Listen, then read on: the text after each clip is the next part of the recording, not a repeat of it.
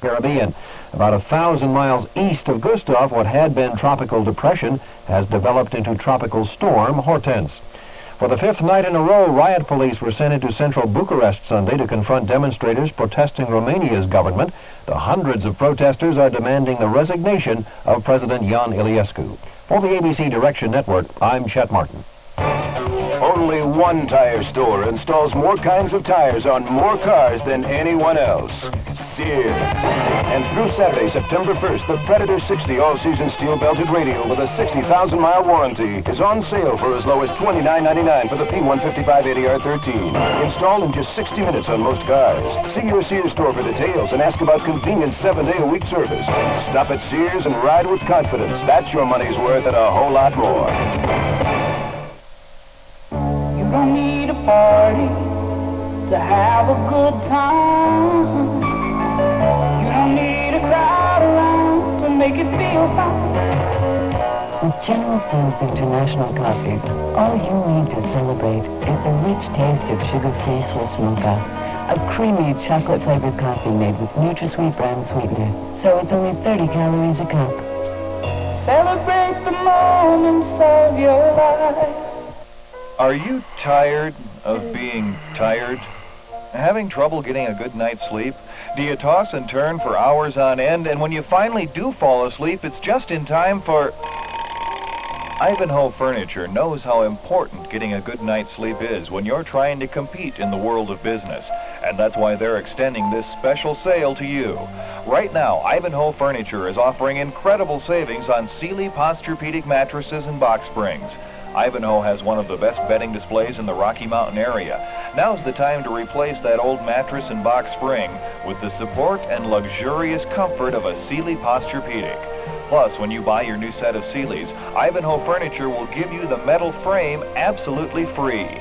Ivanhoe Furniture, 10697 East Dartmouth in southeast Denver, 1/2 block east of Havana. Ivanhoe Furniture can help you get a great night's sleep. But hurry, before time runs out. Continuous coverage of the Grand Prix of Denver on KNUS is brought to you by Burt Toyota, it's easy to get to, and the IMAX Theater, where speed is an experience worth seeing.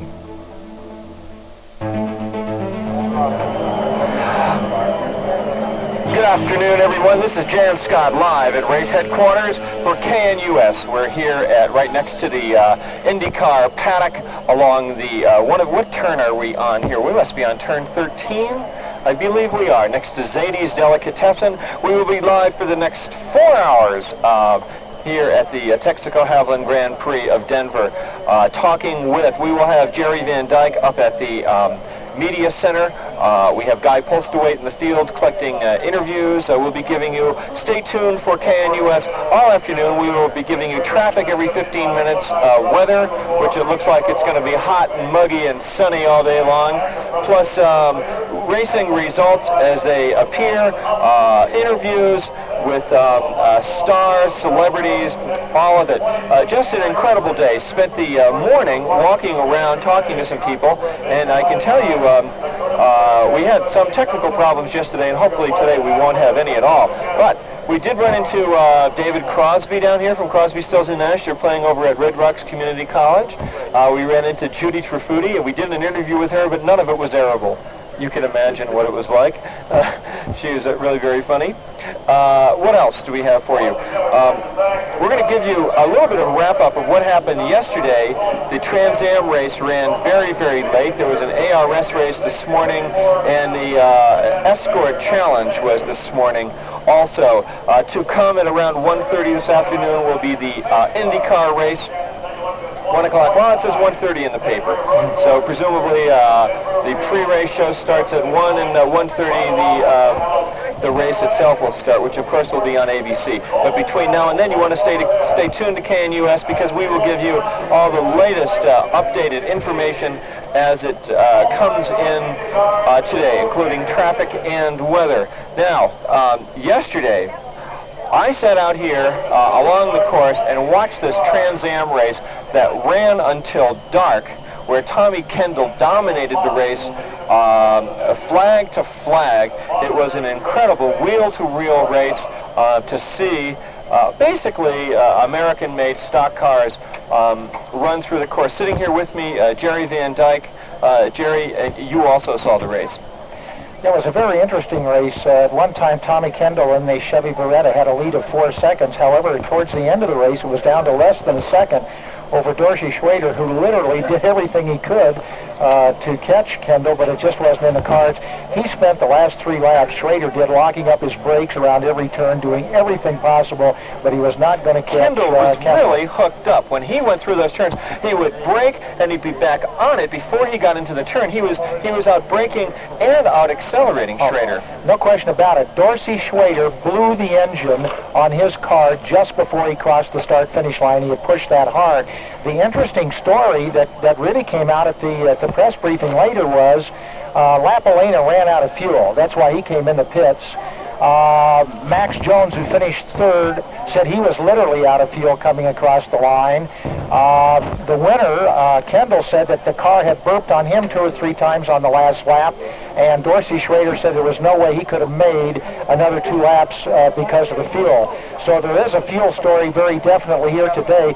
They used a lot of fuel. The question is, will this now go over to the Indianapolis cars, who get 1.8 gallons of fuel per mile that they run, which means they will have slightly under 85 gallons of fuel to run the 152 miles today. You know what else was exciting, Jerry, about this Trans Am race was Lynn St. James was just honking through this race. She was picking off cars time after time. She really showed her stuff. She did skin the wall a couple of times. She's noted for, some people say she gets reckless toward the end of the race, but what's even more interesting was Desiree Wilson worked her way up through the pack and was behind Lynn St. James, and it was woman against woman battling really hard in the last 15 laps of that Trans Am race. Well, it was kind of interesting. First of all, I think this is Lynn St. James' best finish in a Trans Am race was 4th place. And she finished. The second thing is, you're quite correct. Desiree Wilson got up behind her at one time. I think Lynn looked in the rearview mirror and said,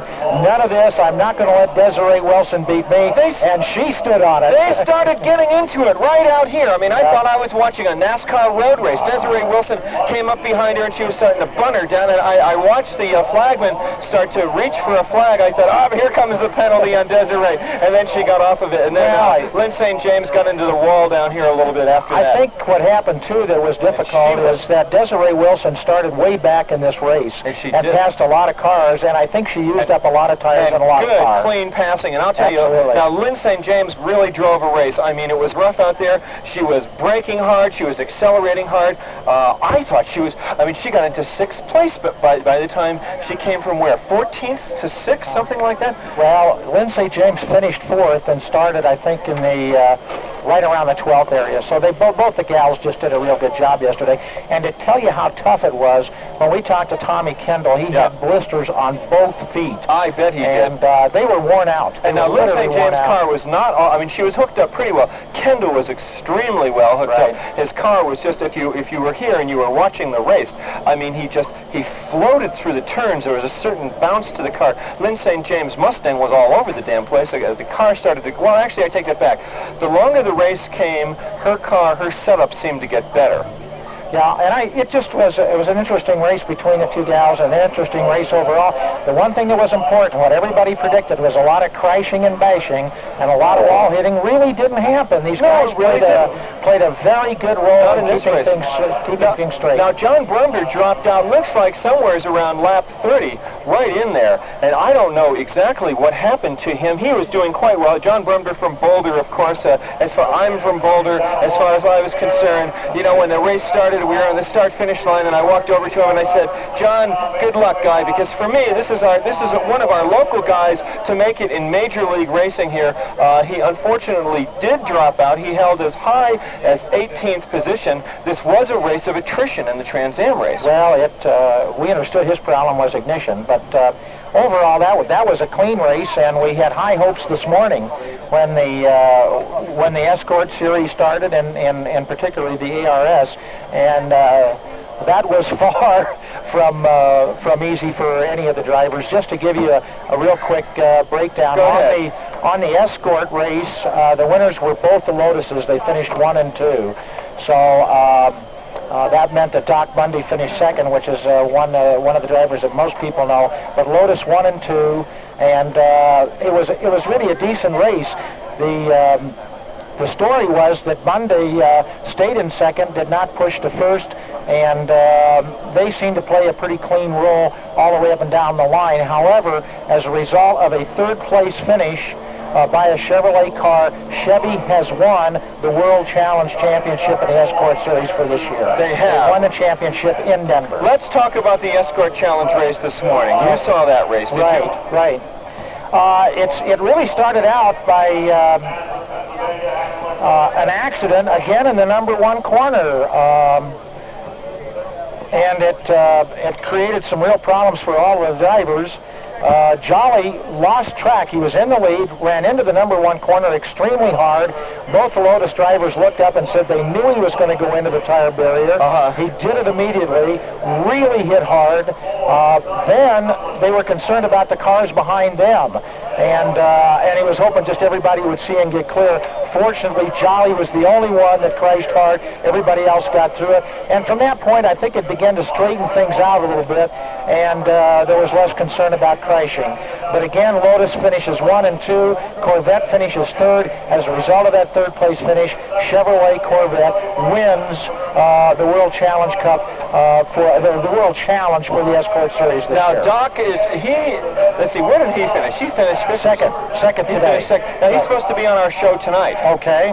At 6 o'clock. And I think it was just Doc not feeling that he really wanted to challenge his team partner, and decided to lay into second.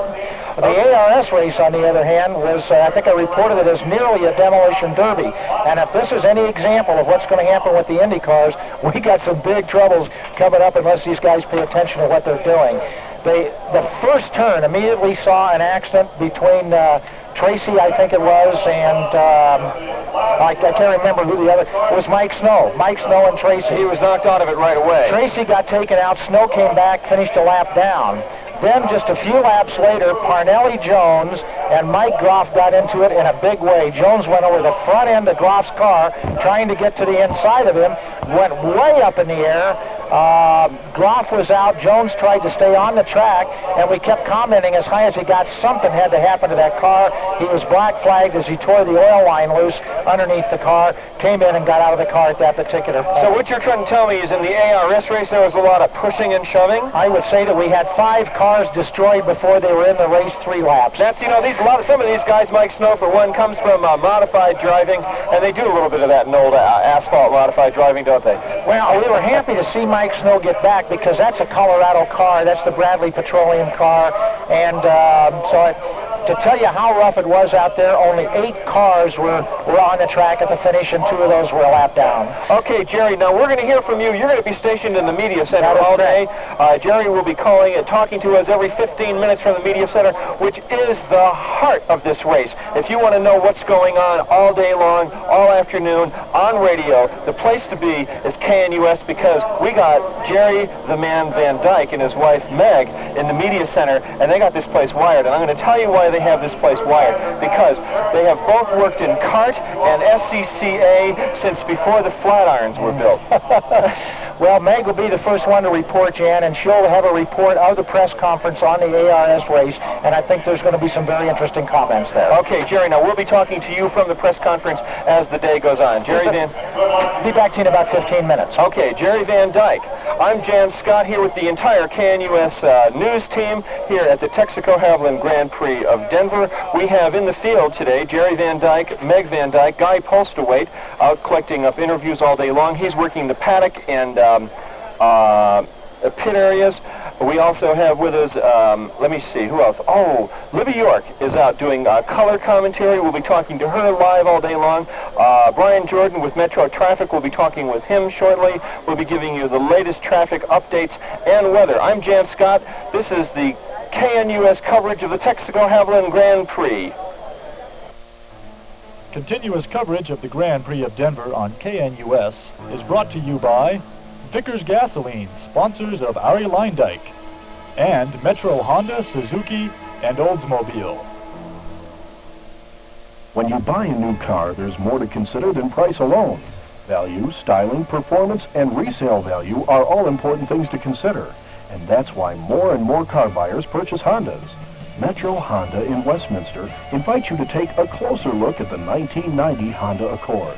The new Accords have luxurious, spacious interiors, a smooth, comfortable ride, and responsive handling. Plus, the new Accords feature improved visibility, eliminating practically all blind spots. Metro Honda has a large selection of all the Accords, as well as Preludes and Civics. Test drive the Honda Accord DX. It combines all the features you expect from Honda with a very affordable price tag. In fact, the Accord DX is probably the best value you'll find in today's sedan market. If you have a growing family, don't forget to look over a Civic wagon. But no matter what Honda you choose, Metro Honda is the right choice in dealers. Metro is Colorado's #1 volume dealer because they do things right.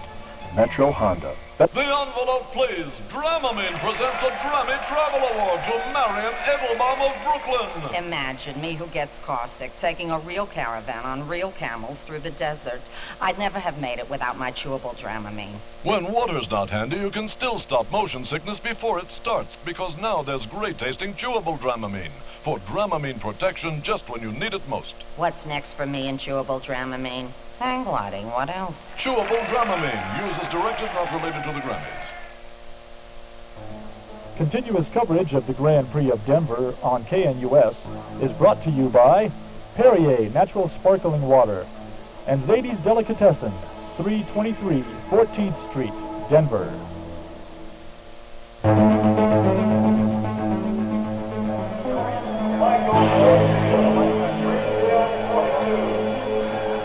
We're back here live at Race Central, Jann Scott race headquarters, actually, located right next to Zadie's Delicatessen here on, where are we, Tremont Street and someplace along the course. Okay, 90 degrees right now. The lows today, 55. Winds are out of the south winds at 15 miles per hour. There's some slight cloud coverage. We'll keep you updated with the weather as we go along today. Now, I have sitting with me, first report, actually, a man from, let's see here, Bruce Black is with us from USA Today. He's here covering the race. Welcome to the program today, Bruce. Thank you. Nice to be here. We've got a beautiful day. It looks like the crowds are going to be outstanding again, as they were yesterday.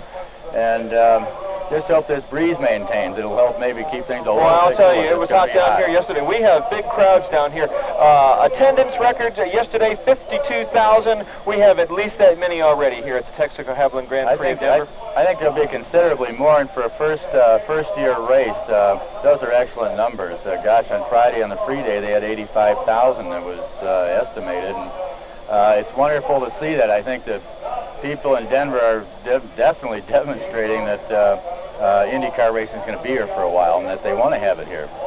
Okay, now let's see. We're going to, in a few minutes, we're going to be talking with a couple people from Channel 7, and if we have Bobby Exum out there, we need Bobby Exum back here so we can wire them in, don't we? Okay, that's our chief engineer. We have about 10 people in the field today. Bruce, what are you doing for USA Today?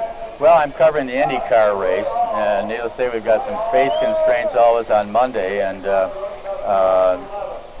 this is one of the 3 IndyCar races where we did do an advance on Friday. It's a new event. Gannett and the newspaper are certainly very interested in it, and I think we've got the field lined up today. You couldn't come up with a better lineup than this one, I think. Okay, let's get your impressions right now of the ARS race that just took place. Well, I think it's a real harbinger of what's going to be, you can expect to see with the kart race. Very tight racing, some tire rubbing, drivers needing to take risks to make passes. It's an extremely narrow course, very, very hard course on brakes. Brakes, clutches. A lot of these guys are barely making it around at the end. I was talking to Allinger Jr.'s chief mechanic. He said they were going through brake pads like crazy. They're having to figure out some new, different brake pad situations, although they do have 7 sets of tires, and they're starting to wear tires out pretty hard here, too. Right, no question. A lot of tire wear. As a matter of fact, couple of the teams I spoke with yesterday said that actually the coolant was, the brake coolant was actually boiling. Yeah.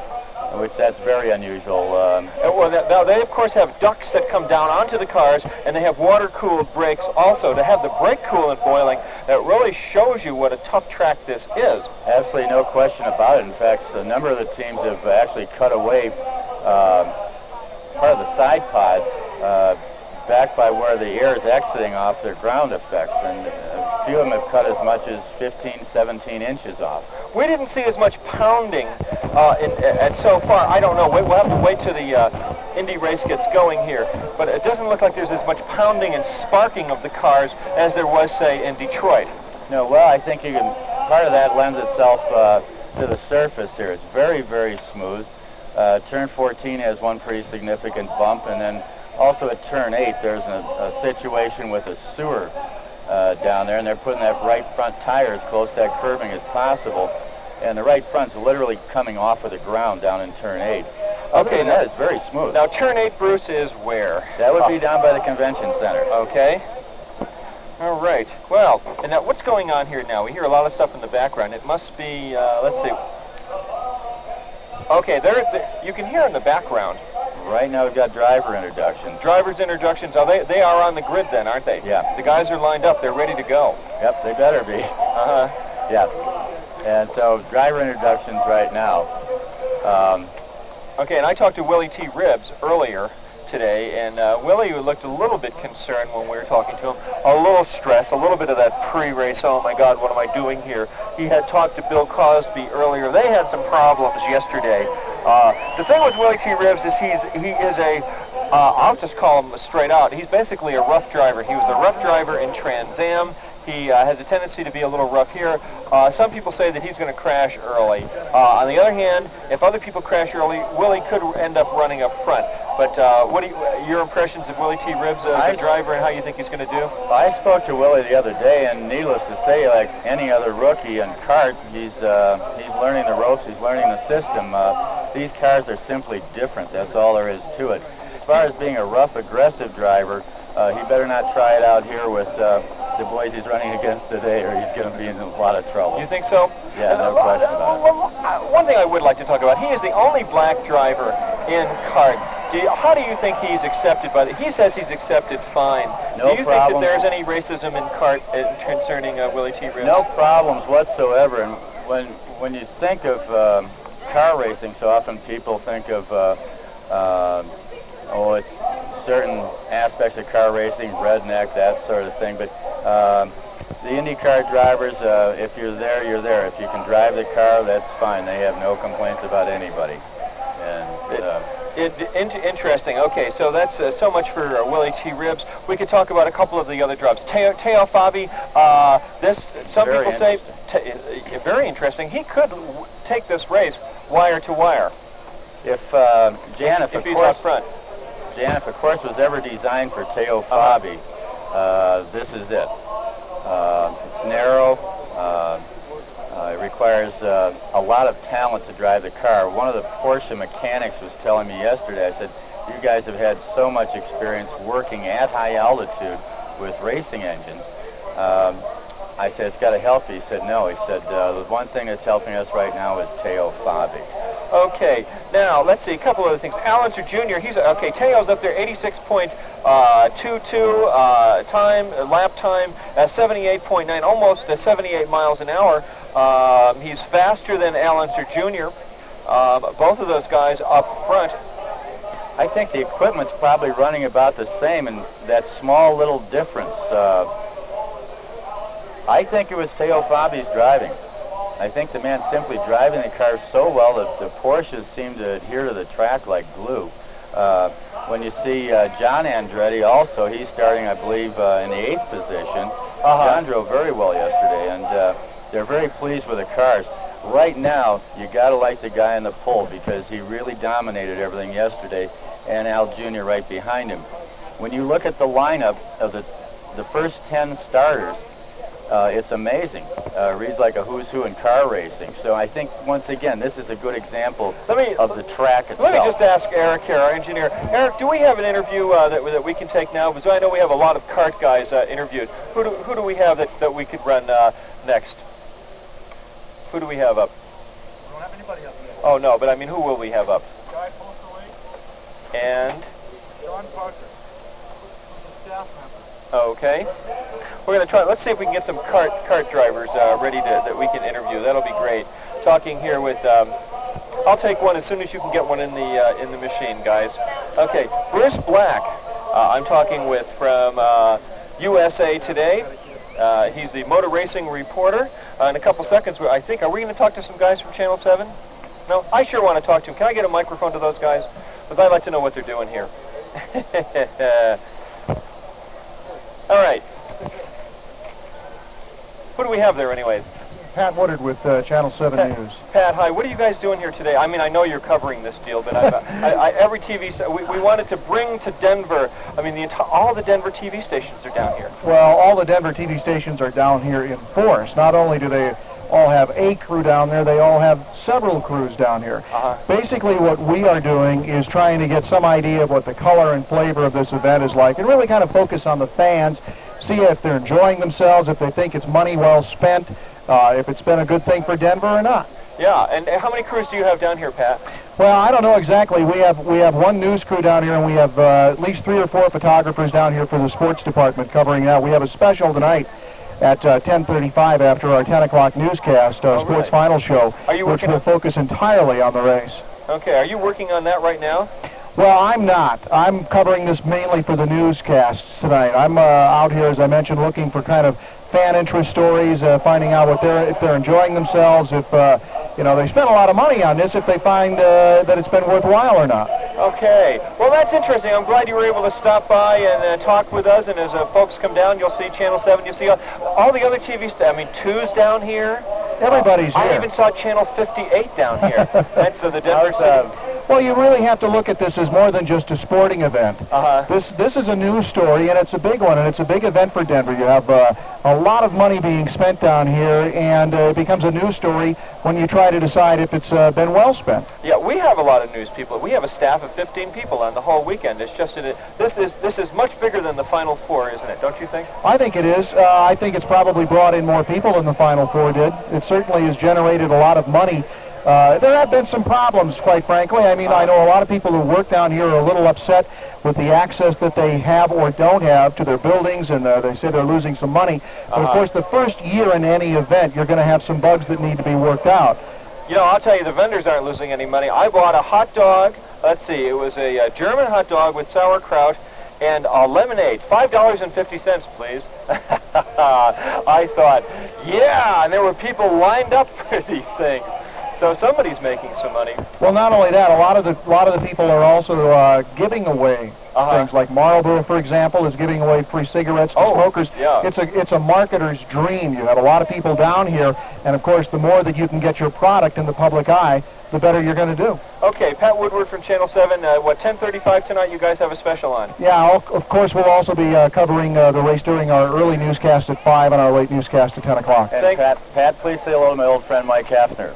I'll do that. Okay. Mike's down here somewhere today himself. I'm sure he is. Good talking to you. Thanks for being with us. Okay, right now we got Guy Postlethwaite in the field with John Parker talking about some credentialing. And Guy Postlethwaite out here at trackside with John Parker, the gentleman that we spoke with yesterday about credentials. Hang on a second here.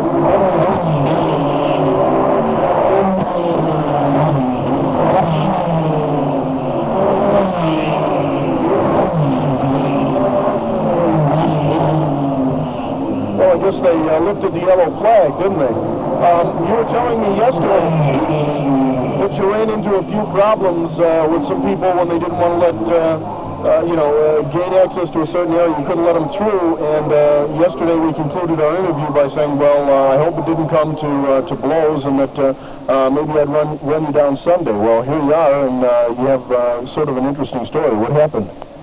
Well, we had Paul Newman's group of guys coming up to my corner wanting to get across, and the track was hot, as I covered yesterday. That means there were cars on the track, and Paul Newman understood. He was heading towards the overpass, but some of his guys started pushing me, got out of the track, pushed him back in. I was lucky I got back in. About 5 seconds later, a pace car came right behind me. there was only one guy that gave me some problems. After a little while, when they were starting to head up towards the bridge, I was told by my captain to go ahead and let him across, and I did. And then she got back on the radios to secure the air, and she just came out and said that, I'm sorry, I couldn't let Mr. Paul Newman go over that bridge with all those people. So you let Paul Newman get by and not have to go over the bridge?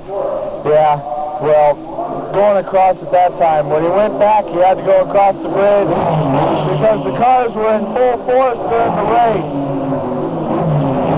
Hang on, just a second.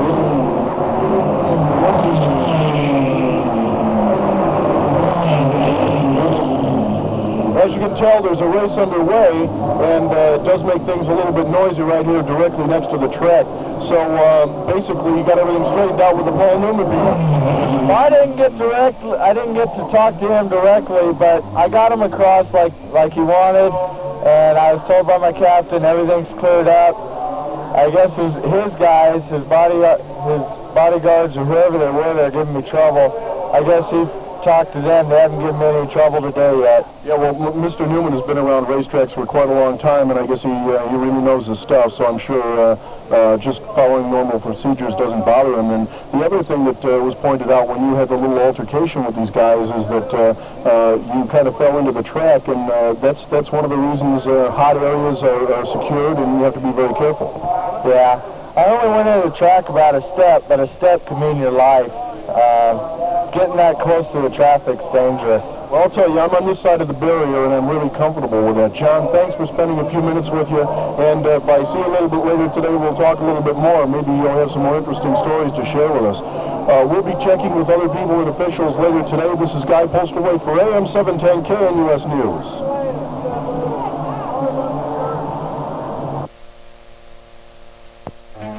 Continuous coverage of the Grand Prix of Denver on KNUS is brought to you by Burt Toyota, it's easy to get to, and the IMAX Theater, where speed is an experience worth seeing.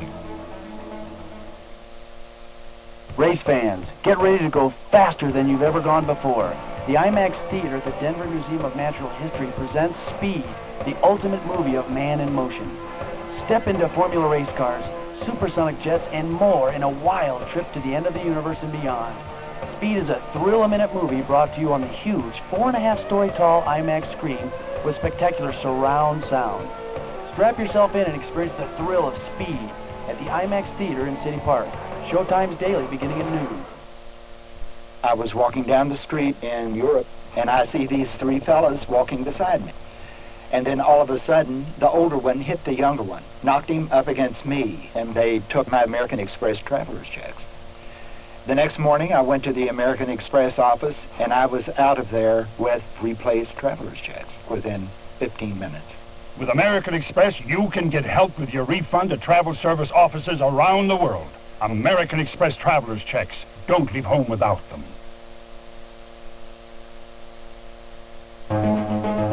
Yeah, meeting. Yeah, we're back live here. Jann Scott, race headquarters, KNUS, extended live coverage of the Texaco Haviland Grand Prix of Denver. We are not calling the race. Another radio station, which is named after a campground, has the rights to do that, but they're not doing that either. They're out covering football. So what we are going to do, we are going to bring you updated reports from Jerry Van Dyke in the Media Center as this race continues. We are down here with, let me tell you who we have on board so that you know. We have Libby York in the field doing color commentary for us, Guy Postlethwaite working the pits and paddock area of the Indianapolis kart drivers, Jerry Van Dyke in the Media Center, Meg Van Dyke in the Media Center.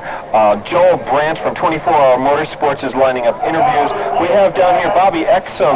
We have Eric with us, who's running this remote. We have 3 people back in studio feeding down weather. We have Metro Traffic with us, basically 15 people on board here this afternoon at Denver's greatest spectacle, sporting spectacle ever. Livy York's sitting with me from the KNUS News Department. Livy, you've been out wandering around today talking to people? I sure have, Jen. This is an absolutely gorgeous day for an event such as this. The sun is shining, the weather is cooperating. I guess we're looking for a high of about 90 degrees or so, and it feels like it's about there right now. A few clouds in the sky, nothing really to worry about as far as rain until later in the afternoon. I've been out wandering around talking to people. The mood is very upbeat right now. People are anxiously awaiting the beginning of the race. Tell you what, Livy, let's hang on here for a second and let's see if we can pick up the Star Spangled Banner coming, okay? Stand by.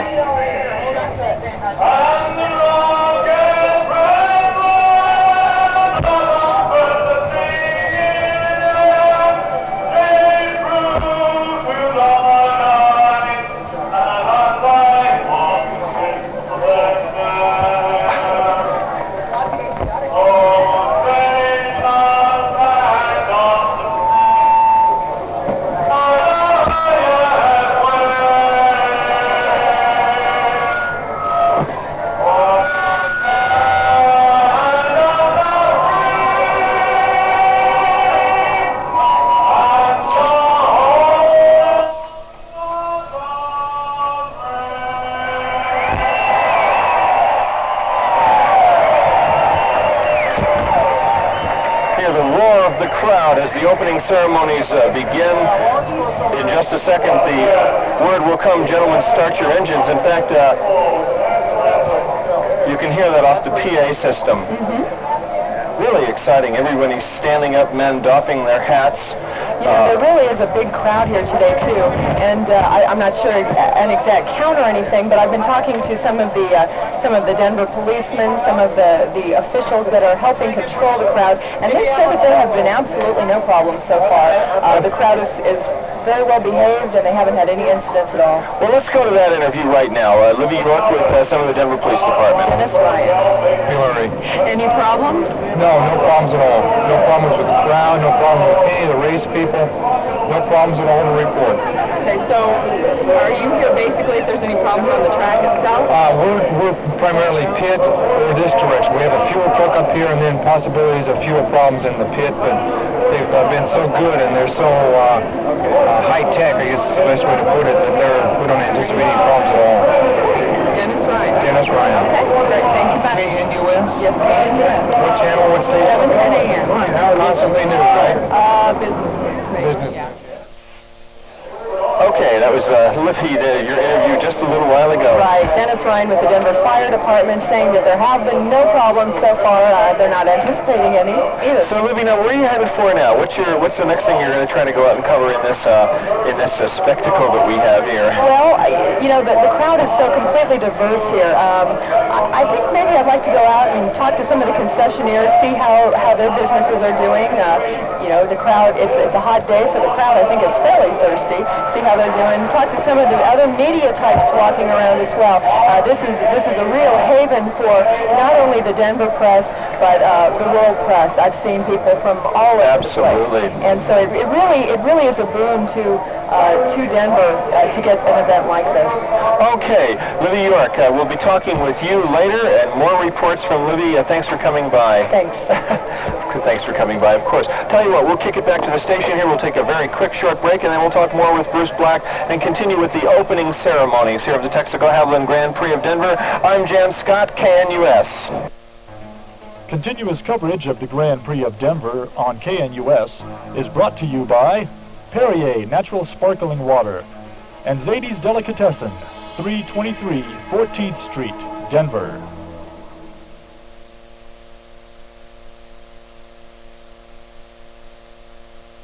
Hi, Bill. Gee, looks like your business is really booming. That's right. Since I joined the Greater Denver Chamber of Commerce, I've had all sorts of opportunities. Just a minute. Yeah, this is Bill. Hi. Okay, you saw my listing in the Greater Denver Chamber directory? Great. Yeah, how about Thursday at 8:30? Okay, bye. How can the Chamber improve my opportunities? Well, after taking a marketing seminar at the Chamber, I learned about the importance of networking. So I've been hosting a trade table at the Greater Denver Chamber's Business After Hours, and I'm really building a client base from the contacts.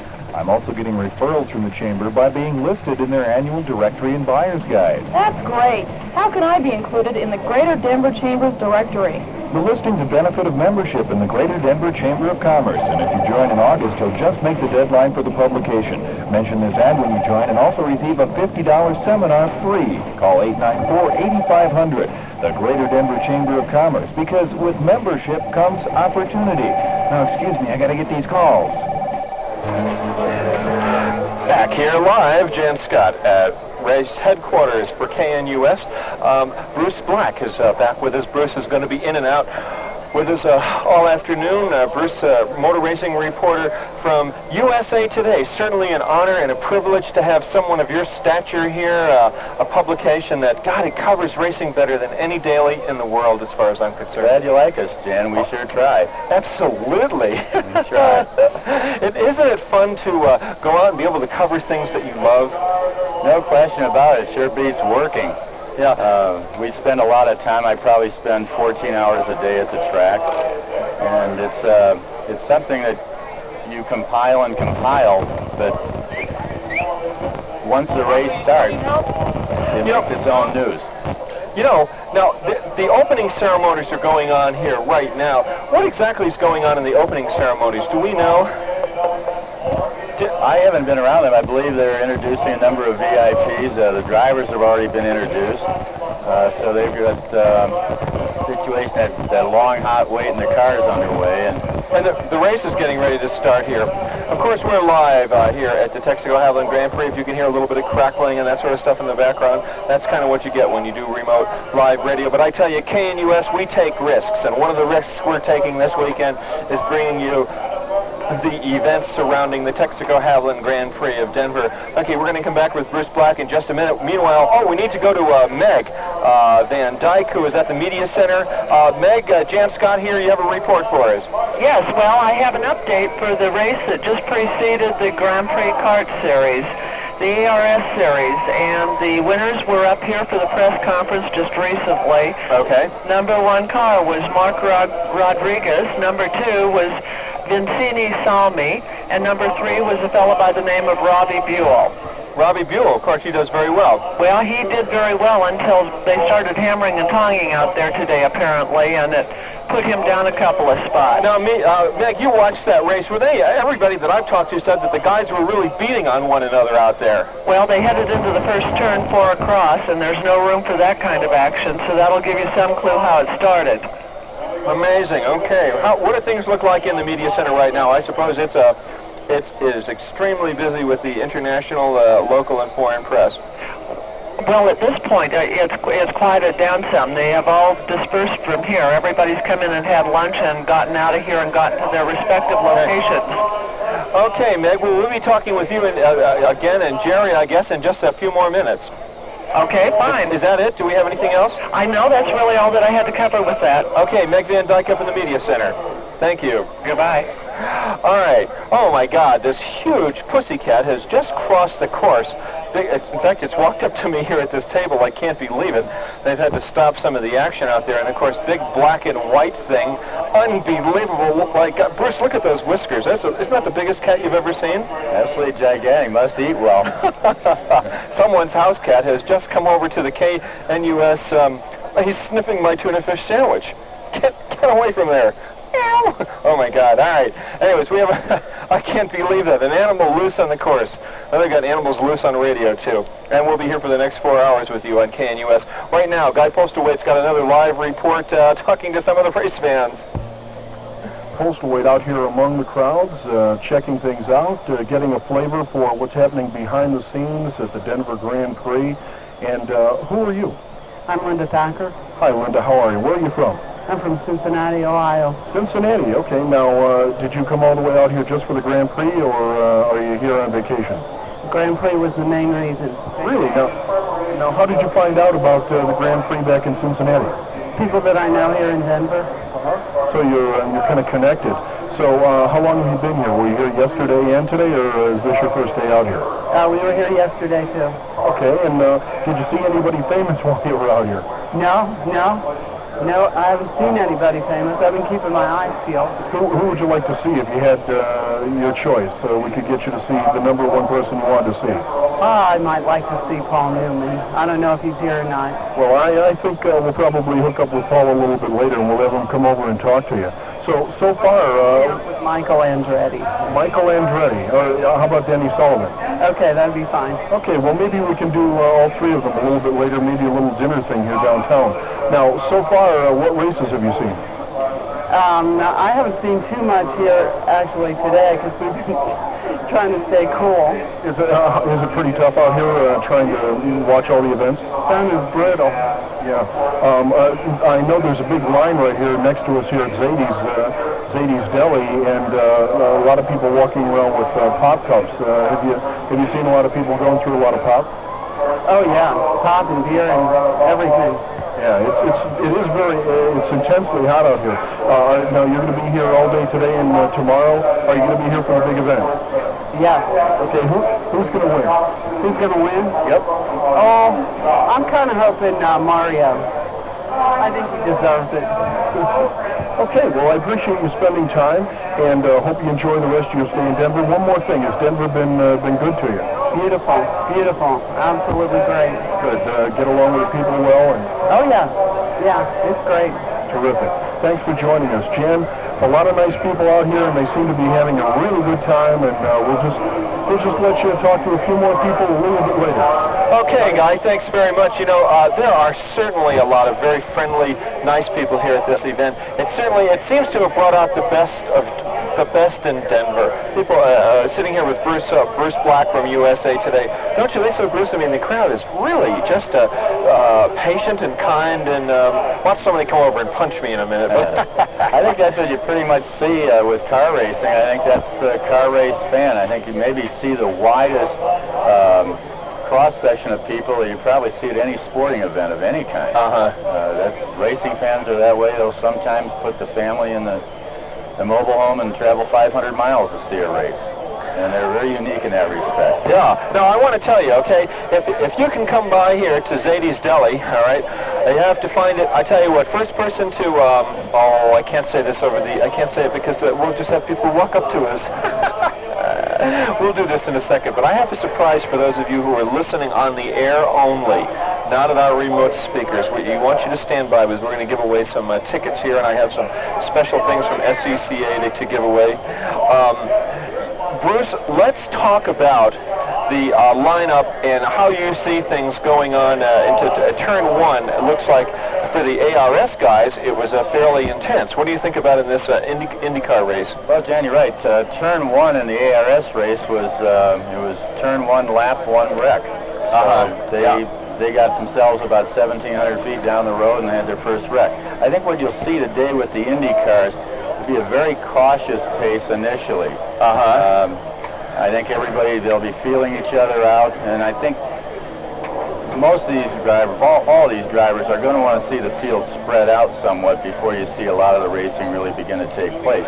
One thing that could help that would be if the leaders, Fabi, Unser, and both Andretti's, got off to a fast pace. If they do that, it'll spread the field faster. But still, at the same time, I think you're going to see a pretty cautious pace. They're going to be trying to save equipment as best as they possibly can, and then get a handle on their fuel consumption also. But that turn one, I mean, if anything's going to happen, it's going to happen. The start is a very long straight, and then it's a right-hander, and the guys have to get on the binders heavy. We could see some wrecks right away. Well, there's no question about that, Jan.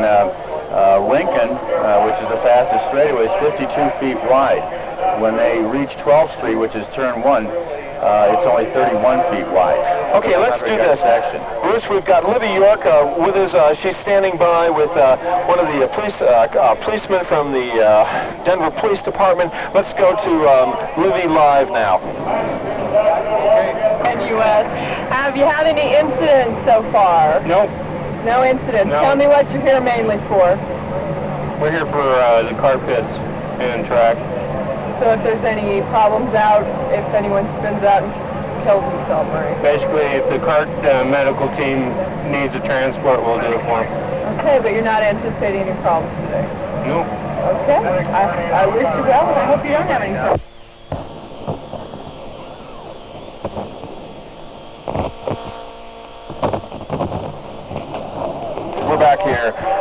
thank you very much for that report, Libby. She's in the field, sitting here with Bruce Black. We have another report coming up from Guy Postlethwaite in just a minute.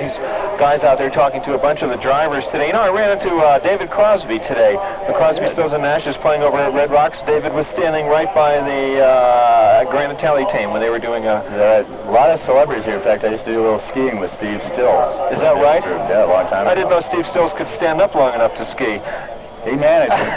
He's a pretty mean harmonic in the ski lodge, too. Of course, David Crosby is off drugs and alcohol these days. He's in good shape. We ran into Judy Trifudi. Judy Trifudi, I love that name. Unbelievable. She's here with the Valvoline team, and she's here doing some stuff with some of the kids. And unbelievable. You know, she was walking down. We could not play the tape that she gave us because, just to be quite honest, Bruce, it was fairly X-rated, but she is a very, very funny woman. Oh, she is. There's no question about that. In fact, I ran into Paul Newman for a little while yesterday, and he's in town. And yeah. You know, I had some of his salad dressing last night. That stuff's excellent, isn't it? I did. I eat his salad dressing. Pretty good spaghetti sauce, too. So, he has spaghetti? I didn't know that. Now we'll have to send him a bill for the plug. Now, what did Newman say when you talked to him? Anything? Not a whole lot. He just was interested in seeing it. Of course, obviously, he's involved with Newman Haas Racing with the end. Carl Haas, yeah. And once again, he feels just like everybody else, very tight course. It'll be very, very close competitive racing. That was his opinion on it yesterday. I only spoke with him briefly. But well, where did you see him? Was he staying away? Oh, he got here late because of airplane problems, huh? He was. He came in. He was at the Newman Haas hospitality suite. Okay. Lunchtime. All right. So now they're still introducing drivers, lining up the grid area here at what time is it now? Just about 1 o'clock. I didn't even bring a watch with me today. Goes to show you. Nobody has a watch. It's moving up to what, about 5:01, I believe. 5:01, that's right. Here we are looking at the clock tower on top of the police department building. In fact, we're right across the street from the jail. Up on top of the roof, those are security people up there. They're policemen up there taking pictures with lenses. They are scanning and photographing the entire crowd so that constantly, so that if there's an incident that goes down, they can pinpoint it. Isn't that amazing? It really is. And anytime you have large crowds like this, the security people are so important. No question about it. And I just noticed them myself, and that's quite a capability they have. We're going to be going to Paul. We're going to be going to Guy Postlethwaite here in just a second. He's been out interviewing a bunch of different people for us, and we have a lot of information coming in from him. Also with Jerry Van Dyke. Metro Traffic, we've been trying to, I don't know what the story is of Metro Traffic. Here's the biggest day of the year. You'd think they'd be on the air all the time. They have a schedule of being on the air, and we're supposed to be hearing, getting some, in fact, do we have any reports coming in from Metro Traffic back there, Rolene? Or is it nada? Okay, not yet from not yet from Metro Traffic. Oh, 3 o'clock they start. That's a good time to start Metro Traffic on a major sporting day. By the way, Jan, who do you like in the race? Who do I like? I like everybody. I'm not entirely sure. You know, to tell you, I kind of had some favorites. And I'm not. Oh, here we go. Okay, here's the lineup. It's really hard to say. I think from the way things went yesterday, Teo Fabi could easily win this race. I would have to say that I'll go with Teo, unless he runs into mechanical problems. Michael or Mario Andretti certainly are capable of winning it. Little Al Unser, very, very capable. All top four guys. Hot driver right now. Huh? Very hot driver right now. Very hot. He could easily win the race. Emerson Fittipaldi, I don't think so. Danny Sullivan could come out of nowhere. He's too far back as far as I'm concerned. Rick Mears, fairly far back. Okay, what do we have to do? We have to go to the news here, and how long? All right, we're going to go to the news in a couple of minutes. But those basically are the guys that I see that will be doing fairly well. I think Teo Fabi, really, or Little Al. It depends who beats who. I think if one gets ahead, he's going to be awfully hard to pass. I agree. I like Teo Fabi. I like Little Al. And you have to remember, too, Fabi's Foster's Porsche team. They've got Derek Walker, the great Formula One engineer. You know, unless if this were not such a tight course, I would say, you know, it would be a real toss-up maybe between the top 7 guys. Even Rick Mears, you know, could fit in here, or Eddie Cheever or Ari Lyondike. But the fact is that this is a freight train track. Am I wrong or am I wrong? Well, there's no question about it. No, I'm wrong. Thank you. I think you've got three people with a ton, or 4 people really, with a ton of Formula One experience, with Fabi, Mario Andretti, Eddie Cheevers, of course, Ari Lyondike also. Bruce, you have to remember, when Teo Fabi gets going, it's going to be a drag race down that main street. The first guy to the corner, as far as I'm concerned, it's a dead run to the end. I mean, as I said earlier, there's no question about it. That'll set the early trend for the race. If they get off fast, it'll spread the field to see more racing sooner. Okay, what do we have? We have 4 minutes before we have to go to the news. Is that what they said? Okay, let's do this. We're going to go to Guy Postlethwaite with he has a report for us. We'll take that right now. Let's go to, what do we have here, Eric? What's the next one up here? Oh, he's going to go to, Dieter Thays, driver for Vince Granatelli. We just visited their pit a little while ago. Let's go to Dieter right now. Postlethwaite, and I'm in the pits with DDA Thays, who drives for Vince Granatelli Racing. Terrific. I hope everybody at home can hear this. The race is going on right now, so it's a little bit difficult to hear everything. First of all, how's the track been treating you so far? Well, I'm pretty pleased with the track. You know, everybody discovered the track yesterday, and I think the track was a little bit faster yesterday than today, because the qualified times, you know, were much better yesterday. But I like that kind of course, you know, and it's very challenging for a driver, and it's always a good thing to be in a new city like Denver for us, you know, in the IndyCar circus, and I like very much. How do you think they've done in preparing for the race this year? It's no small task blocking all streets and getting everything really set for the race. How do you think the race officials for Denver have done this year? Well, they did a good job about the track. You know, it's very hard to find a street race and a street road course, you know, so smooth like it is here. You know the streets, you know, especially the winter you have here, you know, it's always, you know, it's about bumps and stuff like that. And with the car we run, the Indy car run pretty low, very stiff springs, and it's very bad for us. But here, this road course is very smooth, and we really appreciate that. Have you raced in any other city Grand Prix like this? Oh yes, many races like Toronto, like Detroit. You know, we have quite a few street races like this one. Considering that this is Denver's first year at it, how do you think that they compare with the other cities? Does experience help improve the whole situation, or have we done pretty well coming out of the block?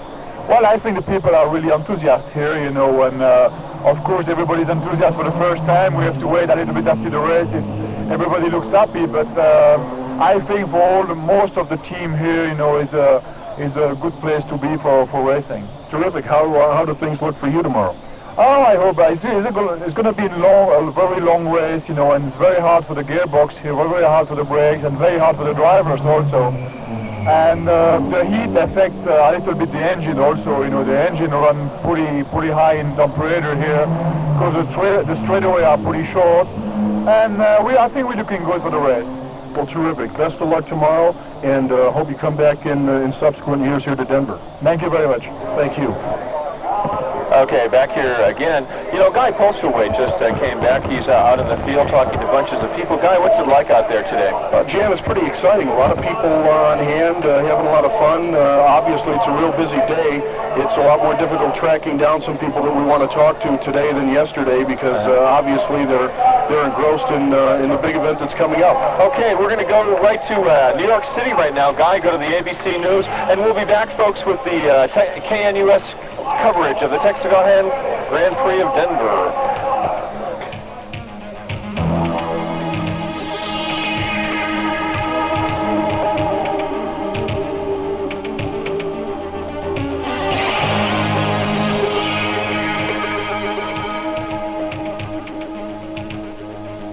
AM 710, KNUS, Denver. Direct from ABC News, I'm Chet Martin. Our top story, more embassies in Kuwait get the cutoff treatment. According to various reports, Iraqi troops today severed water, electricity, and in some cases phone service to the embassies of East and West Germany, France, Canada, and Denmark. The U.S. Embassy has had those services cut off since yesterday. On the CBS program Face the Nation, Undersecretary of State for Political Affairs Robert Kimmitt was asked how long he thinks the embassy in Kuwait can hold out. I think that they will hold out as long as possible. I wouldn't want to put any particular time period on it, but we've obviously considered this possibility, and they're doing the best that they can under these difficult circumstances. Yesterday, the embassy was described as operating under power from a generator and as having adequate supplies of water, fuel, and food, but those supplies will be diminishing.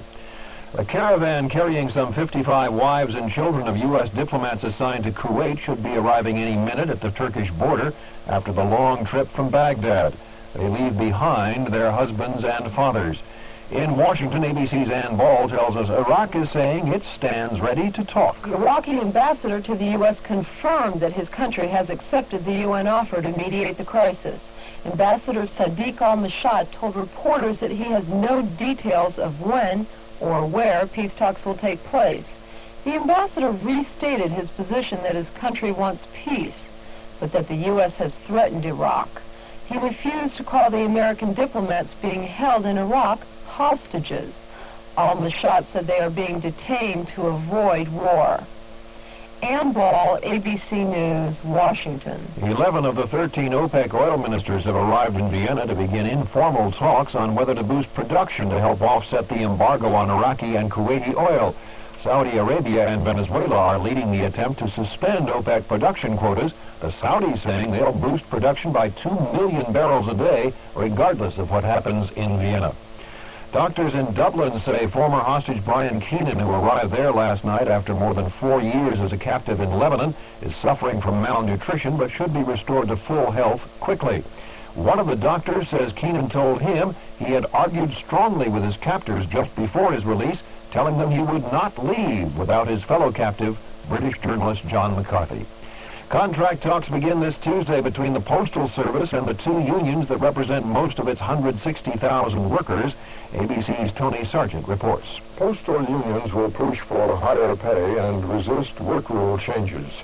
The Postal Service claims buying more machines to handle mail saves no money unless some workers change jobs and hours to man the new technology. The unions contend better management could bring cost savings. Some Postal Service customers that send lots of mail are turning to private delivery firms that have had more success controlling costs. Tony Sargent, ABC News, Washington. For the ABC Direction Network, I'm Chet Martin. Today, we're talking with Bob, owner of Bob's World of Copiers. Need a copier on the job? All you do is talk with Bob. Pretty catchy slogan, huh? Very pithy. Yeah, thanks. I wrote it. Then I made 16 copies. I see. Bob, do you sell Xerox copiers at your store? No, I specialize in copiers for small business. Well, gee, it seems to me... Vickers is excited to be associated with winners like Team Shearson and Ari Lyondike, who combine to set new standards of performance at the Indianapolis 500, using the same total quartz motor oil that you can buy at any Vickers. It's time you let Vickers set new performance standards for your car, too.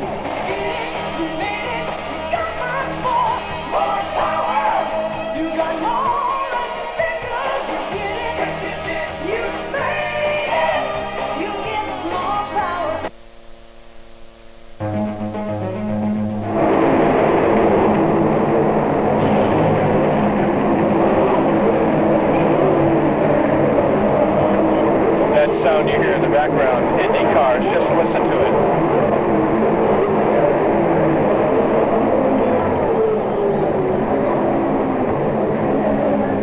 They're on the parade lap now. Okay, we're going to go live to Jerry Van Dyke at the Media Center. Jerry, they're on the parade lap right now. Yeah, I'm sure where your location is, you know that the Indy cars are definitely on the track and behind the pace car. We thought we would let you know what is the considerate opinion of the start here in the Media Center.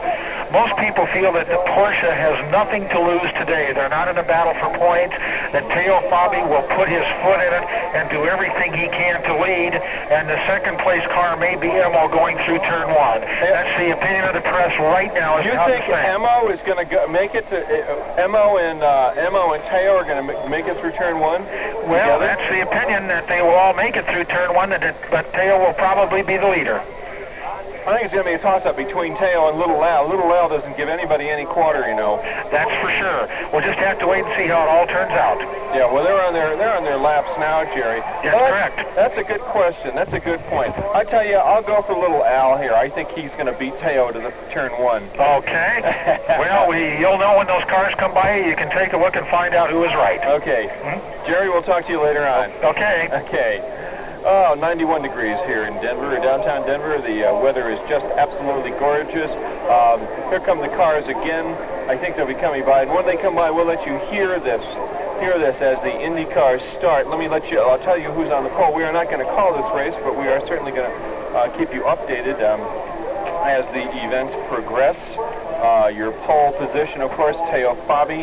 This is the Foster's Quaker State M90 Porsche. Here they come now. Al Unser Jr., Team Valvoline with an L90 Chevy. Michael Andretti, he's in second row inside the Kmart Havoline. Mario Andretti's right next to him. That's amazing. Emerson Fittipaldi. I don't know how the press thinks Emerson's going to get around Michael and Mario, but we'll see what happens. In a Marlboro Penske, Danny Sullivan in the third row in the Marlboro Penske. Rick Mears, fourth row, along with John Andretti. The Andrettis are way up front. Eddie Cheever, the Target Chevrolet. He's in, let's see, row 1, 2, 3, 4, 5, row 5, right next to Ari Lyondike. Row 6, Roberto Guerrero and Raul Bozel. Row 7, Scott Goodyear, Bobby Rahal. Row 8, Jan Bikas, who we had on the show, and Dominic Dobson, who we've had on this program a little while ago. Then Willie T. Ribbs is in row 8, along with Dieter Thays. Scott Braden, row 9 with Jeff Wood. Row 10, Wally Dallenbach, Michael Greenfield. Row 11, Mike Groff and A.J. Foyt. A.J.'s way back there. Hiro Machihida is in row 9. Row 10 is Randy Lewis and Tony Bentonhausen. And Buddy Lazier, unfortunately, is out of this event altogether. We got about 1 million helicopters flying every which way. It's pretty incredible. I know. I expect them to... How many laps? Oh, they'll race till they finish, I'm sure. I should know those things. I know. Here they come again. Listen to this. I think we're getting ready to start this.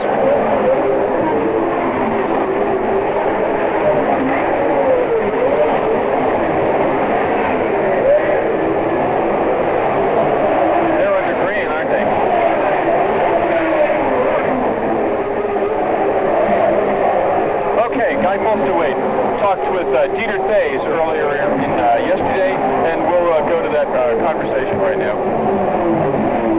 In pit row with the owner of Amway's IndyCar racing team, Dick Simon. Hi, Dick. Hi, Guy. How are you today? Good, thanks. Welcome to Denver. Well, thank you very much. I've liked Denver very much. Many years ago, I used to come here for the insurance business, and to come back here and have a race here is really a homecoming. Well, terrific. How are things going for your team? Very well, actually. Now, we were having tremendously problems yesterday with the overheating because of the high altitude and the change that it created with our Cosworth engine. We've changed the mapping of the fuel system, fattening up the engine in certain areas, reduced the amount of area, or actually increased the amount of area of the air traveling across the radiator, and brought the car now to where we think we can actually finish the race. We were a little worried yesterday about not only qualifying, but finishing the race, and I think we're headed in the right direction and looking forward to the race. Some of the people I've spoken with say that finishing the race is going to be maybe one of the key factors. Well, yes, we have concentrated more on that than qualifying, actually. Once we were sure that we were safely in the show, yesterday at the end of the day, we did do a lap fast enough to get in the show strong, enough to know we were there. So today we've been concentrating on getting prepared for the race. For lay people like me, what special problems does the altitude create for these types of machines? Well, for the layman, to put it in that type of language, If you take a pot of water and try to boil it in California, it'll boil at 212 degrees. You put a pot of water on the stove here, try to boil it, it won't boil at 212. It takes a much greater temperature. The problem is our systems on the cars create pressure, not only temperature. And when the pressure gets up to a certain amount, it pushes the water out of the system, and the more water goes out, the hotter it gets, the pressure gets greater, the temperature gets greater, and you blow up the engine. It's a situation where all of us have had to figure out how to keep the water within the system and keep the pressure down. And that's what we've worked on, and it looks like most of us are starting to catch a hold of the handle. So overheating is a problem for all the teams, so you're all pretty well on equal footing. Yes, actually, the air up here is thinner, and of course, going through the radiator being much thinner and not so much denseness, it doesn't cool as fast. Now, you've been involved in more city Grand Prix type races like this in other cities. How are we doing so far? Well, I think the track and the facility, the people here in Denver, the 85,000 people that came out on the opening day, that makes all of us feel just wonderful. I think this is probably one of the finest Grand Prix we've ever come to, particularly for a first time. The enthusiasm is running at a high amongst everybody. Well, terrific. We appreciate you spending some time with us and coming to Denver, and hope you'll come back in subsequent years when we have the Grand Prix here. I guarantee our sponsors love it here. So far, the response on Amway's sponsorship was twofold. That's the biggest turnout they've ever had at any race. Thanks for spending some time with us, Dick. Jann, we're going to be talking with Scott Brayton in a few minutes, and he'll give us some more specifics about things he's run into during the race, and we'll update you in a little while. Guy Postlethwaite for AM 710 KNUS News. Okay, Guy, thank you very much. You can hear the cars go by here in the background at race headquarters right next to Zadie's Delicatessen. We have Jerry Van Dyke standing by in the media center. Jerry? Yeah, go ahead, Jerry. Yes, Jan, well, the predictions held true. The fellow that jumped out to the lead and refused to give it to anybody without question was Teo Fabi. So far, Little Al has done everything he can to try and get by him, but Teo is not giving an inch. The car that seems to be the fastest on the course during the early part of the race may very well be Mario Andretti. And those three cars were very close together the last time we looked, but it looks like it could be Porsche's day if things continue to go the way they are for Teo Fabi. Okay, so Jerry, then from the media center at the Texaco-Havoline Grand Prix, what's the positions right now? Okay, Teo Fabi is running first, Alliser Jr. running second, and Mario Andretti running third, and Michael Andretti running fourth, and Eddie Sheever's moved up to sixth, which is excellent for him. Okay, Jerry, thanks, and just keep us updated here. You bet. Okay, that's Jerry Van Dyke at the media center at the Texaco-Havoline Grand Prix. Let's see, sitting here with me now is, of course, the lovely Libby York from KNUS News. Let's turn Libby's mic on. Can I hear you okay?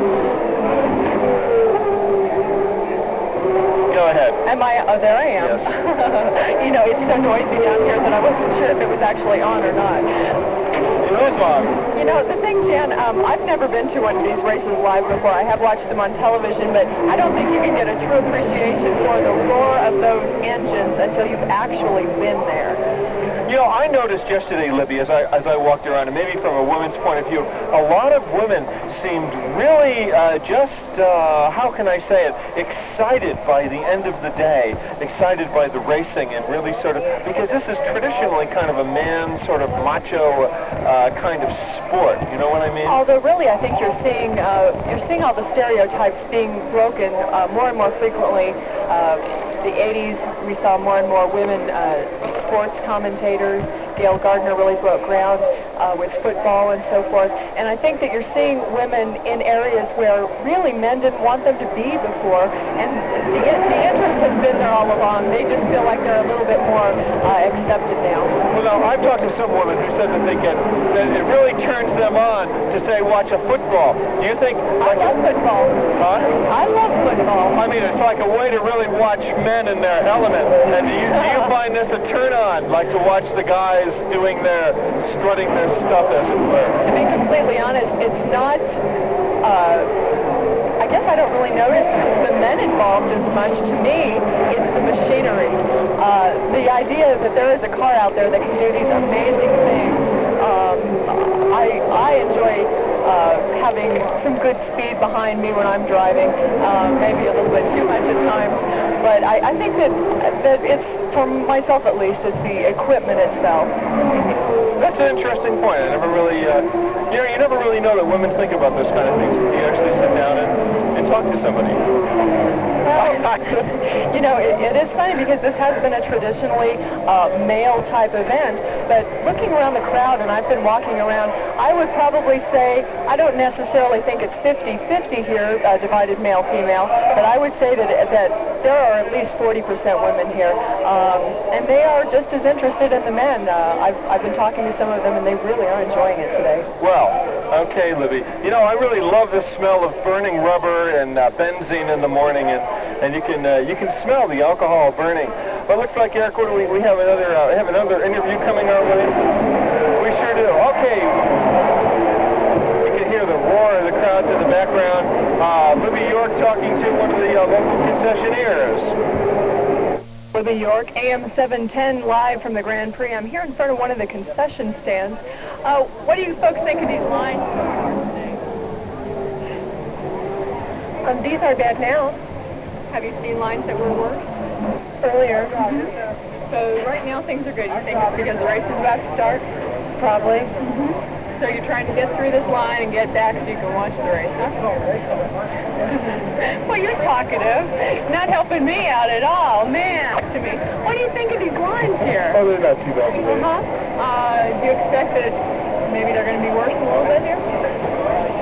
No, I think everybody's trying to get in the pace, you know, for the race starts. Are you from around here? Yes. From Denver? Yes, I am. What do you think of this whole race? Oh, I think it's great. I'm glad they finally did it. You hope to see it back here next year? I'm going to be here if it comes back next year. Have you noticed a lot of problems with traffic tie-ups or anything? No, because I don't come around the downtown area. Okay, that was just a few minutes earlier. The lines really were not bad at the concession areas at all. I talked with some of the concessionaires, and they indicated that they have done a phenomenal business. Of course, now people are watching and interested in the race, and so the lines are basically non-existent. Okay, now are we going to go talk with Dieter Thays? Is that it? Or Guy Postleway? No, okay. I know we have Guy out in the field. We'll be talking to him in just a minute. You're with Jann Scott here today at KNUS at the Texaco Haviland Grand Prix at our headquarters with Libby York is sitting in with us right now. Jerry Van Dyke back at the... Is he? Okay. Let's talk to Jerry Van Dyke over at the Media Center right now for the latest report on the race. Jerry? Go ahead, Jerry. Do we have Jerry Van Dyke at the Media Center or not? All right. Anyways, we do have Jerry and Meg Van Dyke there reporting for us at the Media Center. Guy Postleway in the field getting interviews for us, and Libby York. Extremely noisy down here, isn't it? It is. And you know, Jen, it's really interesting considering the fact that this is Denver's first Grand Prix race. They have done a very, very good job. All of the coordination has been pretty much together. There was one thing that I read in the newspaper this morning that I thought was interesting. Our little wristbands here for the media. It says Texaco Haviland has an extra L in it. Oh, they spelled it wrong. They sure did. And, you know, it just goes to show that there are so many different things that are happening that... oh, it's Halloween. Halloween. Halloween. But overall, they have done a really fantastic job coordinating everything. Okay, we're going to get a little live comment here from someone. Excuse me, sir, are you enjoying this race today? Oh, absolutely. And I notice you're working hard today. Oh, kicking back, listening to the race, watch the cars, I love it. Yeah. Who's your favorite driver? Ari Leindyke. Ah, mine's Teo Fabi. Okay, we got Jerry Van Dyke with us back at the Media Center. Jerry, go ahead.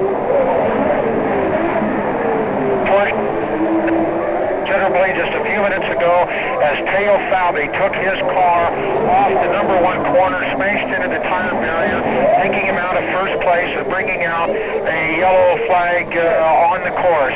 This means that Mario Andretti will inherit the lead.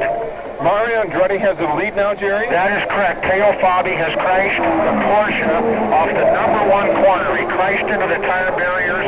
He is okay, but the car is badly damaged. There is a caution flag out in that area. Mario Andretti has inherited the lead. Little Al is now second, and car number 7, Danny Sullivan, is now running in third. Also out of the race a few laps ago was Boycell. Boycell pulling into the pits with a blown engine. Raul Boycell, huh? Yes, he is out, and Teo Fabi crashing out of first place. How the hell did Teo do that? He locked his brakes up. It looked like he just simply came in too hard, locked up all four wheels, severely smoke coming off of the car where the brakes were locked up. There's a full course yellow right now, and that was it. He just, I think, got in too hard. The whole front end of the car is destroyed. Okay, thanks very much for that report, Jerry. Well, I was curious, when a crash like this happens, maybe you've covered this, what kind of cost are we looking at for a car like this? Oh, a lot of money. You're looking at $250,000 when they wreck a car, at least maybe $1 million. So probably the owners aren't overly thrilled when they see their cars go crash. I think the owners have enough money for those guys, and it doesn't really matter. And that's Porsche. What do we have to do? We have to go take a break? Is that the idea? We'll be back at the Texaco-Haviland Grand Prix. Jann Scott here with Libby York, Jerry Van Dyke, Meg Van Dyke, Guy Postlewaite, and the entire news team covering the people, the drivers, the events surrounding the Texaco-Haviland Grand Prix. I'm Jann Scott. We'll be back in a minute or two. Continuous coverage of the Grand Prix of Denver on KNUS is brought to you by Burt Toyota, it's easy to get to, and the IMAX Theater, where speed is an experience worth seeing. Attention back-to-school shoppers. The Discover card actually pays you cash for every charge. So when you're out buying new computers, new clothes, or new athletic equipment, just use the Discover card and earn cash, up to 1% back every year based on your annual purchases. After all, why should school kids be the only ones who get to earn extra credit? It pays to Discover, the card that pays you back. Race fans, get ready to go faster than you've ever gone before. The IMAX Theater at the Denver Museum of Natural History presents Speed, the ultimate movie of man in motion. Step into Formula race cars, supersonic jets, and more in a wild trip to the end of the universe and beyond. Speed is a thrill-a-minute movie brought to you on the huge 4.5-story tall IMAX screen with spectacular surround sound. Strap yourself in and experience the thrill of Speed at the IMAX Theater in City Park. Showtimes daily beginning at noon. We're live here. Okay, 91 degrees here in Denver. Clouds are pretty much cleared away. The Texaco-Haviland Grand Prix continues. Oh, helicopters. Can you hear the helicopters in that break? And it might actually be either the news helicopters, it also could be the Flight for Life, just depending on the status of those crashes. You know, here's Rocco, who owns Zadie's restaurant. We ought to talk to him. Rocco, come on over here. I've been wanting to get you on the show for the whole time. This is Rocco, who owns Zadie's, one of our sponsors. Rocco, how are you enjoying the show today? Great. Wonderful. How's business? Wonderful. Really? What are you selling most of? A lot of drinks. How many drinks? I don't know. We'll know tomorrow. How many people do you have working today? About 20-some. 20-some people? Right. Do you think you've sold 1,000 drinks already? Easy. Yeah. Easy. Who's your favorite in the race? I heard Mario Andretti's up front. Who's your favorite? Mario Andretti. Is he? All the way. Okay, thank you. That's Rocco from Zadie's Restaurant. Thanks, Rocco. Thank you. Okay, Jann Scott here at the anchor desk with Libby York. Well, Libby, we were talking about this helicopter that's hovering over us, blowing down cool air. You know, we're here with Mike Hoagland from Metro Traffic. I'm Mike Hoagland from Metro Traffic. Yeah, hi. Yeah. Go ahead. How you doing? Good. Who is this now?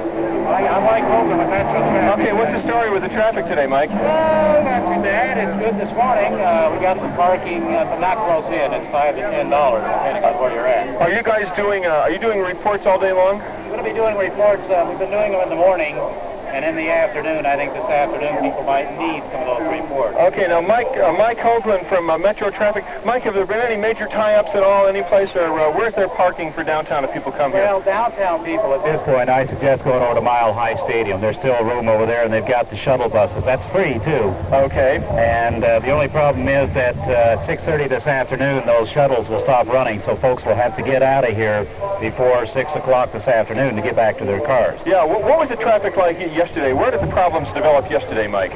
Well, most of the problems were on the south side, around 10th and Bannock, Lincoln and 10th Avenue, Logan, and that area there. That's where most of the tie-ups have been. But right around the course here, people are being pretty smart. They're parking in the outlying areas and walking in, bicycling in. We've seen some real good cooperation. Oh, bicycling, and that's a smart thing to do for today, huh? Just don't forget shared locks. Will things be back to normal for the Monday morning commute? They say they will, and I expect that shortly after the race today, we're going to see crews in there really working. Of course, you know, we've got the Taste of Colorado next weekend, so they've got a whole bunch of work to do. There's a bunch more happening, huh, Mike? Yeah. Okay, so the official word for Metro Traffic is, again, one more time? Just take it easy, keep your cool, and park at Mile High, park in the outer regions, the outer areas, and walk in if you can. And, hey, it's working out real good. Okay, and Mike, who's your favorite driver out there today? Okay. Who's your favorite driver? Oh, I have to say the Little Al. Little Al? Little Al's the guy to beat. Okay, thanks. Good talking to you. Well, what do you know? We've been looking for Metro Traffic with me, and they walked right up to us. Right up to our booth. That's the way to do it. Now, we had Channel 7 over here earlier, and they're out with their news team. Yeah, there definitely is... the entire press corps from basically all over the world is here. There are various countries represented, not to mention, you know, obviously all the people from here in the metro and the entire Colorado area. You know, I want to ask our guy, Eric, who is here with us. Eric, who did you say your favorite driver was today? Ari Leindyke. Ari Leindyke. Why do you pick him? Are you from Switzerland yourself? No, I just like the way he drove the Indianapolis. Yeah, he certainly won it, didn't he? Oh my goodness! You know, this is like a day at the beach. It absolutely is. It's about time we got back to some normal weather, actually, because we have had very strange weather for about 6 weeks. So this is a little bit more like Colorado that we know and love. We certainly did. It was just amazing. Now, for those of you who just tuned in, I'm Jann Scott here at the anchor desk at race headquarters at the Texaco Haviland Grand Prix of Denver, the first one, right next to Zadie's Cafe. We have with us Guy Postlewaite, who is in the field doing interviews. Libby York's here with us, of course. We have Jerry Van Dyke at the Media Center. And of course, you. Metro Traffic will be having every 15 minutes, I understand, in about an hour. The weather is absolutely exquisite. If you have, I don't think you can buy a ticket to get into this event today. I understand that it's sold out. My understanding is that it is sold out, and that is the reason, actually, that they were able to overcome the blackout that they were threatening. They were originally planning to televise this event, and then we had a threatened blackout in the Denver area because there were still several thousand tickets left. But my understanding is when they threatened with the blackout, those tickets got snapped right up. Okay. Now, general admission sold out. Eric, we're going to go to Jerry Van Dyke, but Eric, before we do that, I want to ask you one thing. What's the next interview that we have? It'll be Libby. Okay, Libby with It's Ready to Go. Oh, okay. Well, let's go to Jerry Van Dyke. Jerry Van Dyke at the Media Center. Come on in. Yes, Jan. Here's the latest. Many of the leaders came in on lap number 9 when the full course caution came out for their first pit stop. However, Al Unser Jr. did not. So under a full course caution, with the race yet to go green, several laps ago, the leader was Al Unser Jr., followed by Bobby Rahal, then Ari Leindyke and Scott Goodyear. One thing that apparently is a problem with Al Unser Jr., he's having trouble keeping his earphones on, and that may lead to some communication problems later on. The report from the pit area is that there is a lot of problems with brakes. It's pretty understandable on a day like this. Okay, thanks, Jerry, live from the Texas Haviland Grand Prix Media Center. Libby, we have another interview that you just did here a few minutes ago. What is this one? We sure did. I was out milling about in the crowd.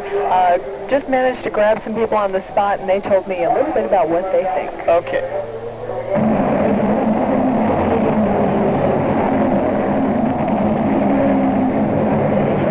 Libby York, AM 710 KNUS, live here at the Denver Grand Prix.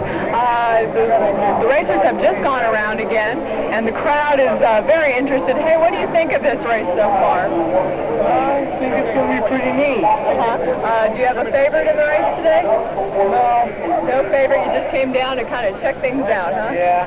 Okay. All righty. Thanks a lot. Hey, sir, what do you think of this race so far? Oh, it's great. Are you from around here? From Aurora. From Aurora. Do you think this is something good for the Denver area? Oh, yeah, definitely. It should bring in a lot of money, a lot of good times for us. Do you have a favorite in this race today? Mario Andretti. Okay. Closer to his age. Okay, thanks. Libby York, AM 710 KNUS, live in the field. Back to you, Jan. Well, you know, according to Jerry Van Dyke, I wouldn't know, but Jerry says Mario Andretti is in first place. He is in first place. Okay, yeah. From where I'm sitting, it's hard to tell. I keep seeing these streaks go flashing by. And of course, we're not calling the race today. No, we're not calling the race. I'm kind of glad to see that Mario is in first place because you haven't asked me my favorite yet, but he is my favorite. I thought I did ask you your favorite. You did not. Okay, who's your favorite? Mario Andretti. Oh, he is? Yeah. Oh, my God. Well, you know, we have some... Okay, let's do this. We got another interview. Scott Braden with Guy Postaway coming up. Shall we do that one now? Let's go to it, Eric. Well, speaking with Scott Braden, who was driving for the Amway IndyCar team. Scott, good afternoon. Good afternoon. How are things going for you today? Well, we haven't been as fast as we want to be. We're starting pretty far back on the grid, but I think that we've got the reliability aspect of the car working very nicely, and now we're concentrating on trying to make the car perform better in the course itself. We've been getting too much tire spin, and the car's been too loose. That's an oversteer situation where the car wants to spin on you, so we're working on that. Okay, Dick Simon, the owner of the team, was telling me a little bit earlier about some special problems you've had with the high altitude, and I was also talking with one of your PR guys. He said that you were in town early working out. The high altitude can be a problem for people as well as machinery. What did you do special to prepare for this? Well, I just went to the gym and started a workout schedule routine. Got adjusted to the altitude.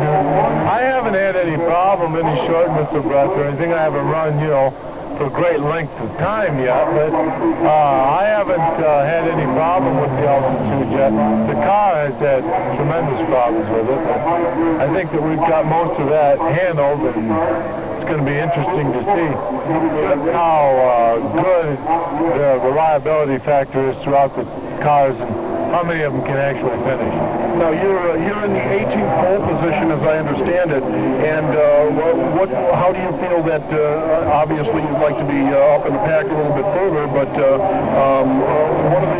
one of the drivers earlier had mentioned that just finishing the race was going to be one of the big factors, and there'd be enough attrition out there that it might mean just staying in the race might be putting you right in the hunt. So how do you feel about the situation? Well, we're certainly planning on staying in the race, and I think that we've worked real hard on getting the car reliable. It's going to be something to be watched, and we're going to run as hard as we can and see where we end up at the end of the day. It's a long race, and the object's to finish. And the track, how do you feel about what's been put together here in Denver? Is it especially challenging in relation to other courses like this you've run in cities? Yeah, it's a very slow course. It's a power down and a good turn-in type of course. You've got to really work your car here hard, but yet it's at slow speeds, and so that makes it a very difficult course to keep the car cool on. So from that regard, there's a mixed bag of tricks there that we haven't really dealt with in the past, and we're having a harder time getting our car to handle than we did finally to get it to become reliable. Well, we're glad you're here. We wish you the best of luck tomorrow, and maybe we'll have interviewed the winner here. Well, I'd certainly like to think so. We're going to be trying very hard. Good luck. Okay, well, thanks very much. It was a good interview there. Bobby Exum, who works at KNUS, our field engineer, has been out on the track. Bob, what's it been like out there? Lots of people getting really hot. Really? Oh, yeah. Have you been watching the races yourself? Yeah, I have. Go ahead. Got to turn the mic there. I don't know what to say. Who's your favorite driver today? I like Little Al. You like Little Al? Yeah. And I understand if he's in first place now? From what I understand, he is, yes. Okay, thanks, Bob. Good talking to you. All right, you were about to ask me a question a little while ago. Well, you know, I've noticed that it is an absolutely sparkling Colorado day. We're at about 91 or 92 degrees right now. It's very warm out there, and I would have to think that there would not be air conditioning in those cars. Is that correct? You know, actually, there is air conditioning in the cars. The guys have what are called cool suits, and we'll take a break and we'll talk more about cool suits when we come back with Jann Scott and Libby York here at race headquarters for KNUS. We'll be back in a minute.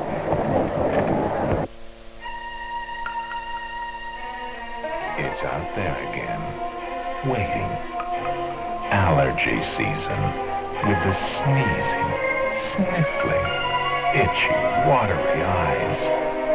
But if you use fast-acting Benadryl or Benadryl decongestant as directed, allergies won't make you feel so vulnerable. Day after day. Benadryl from Park Davis, the most prescribed allergy medication ever.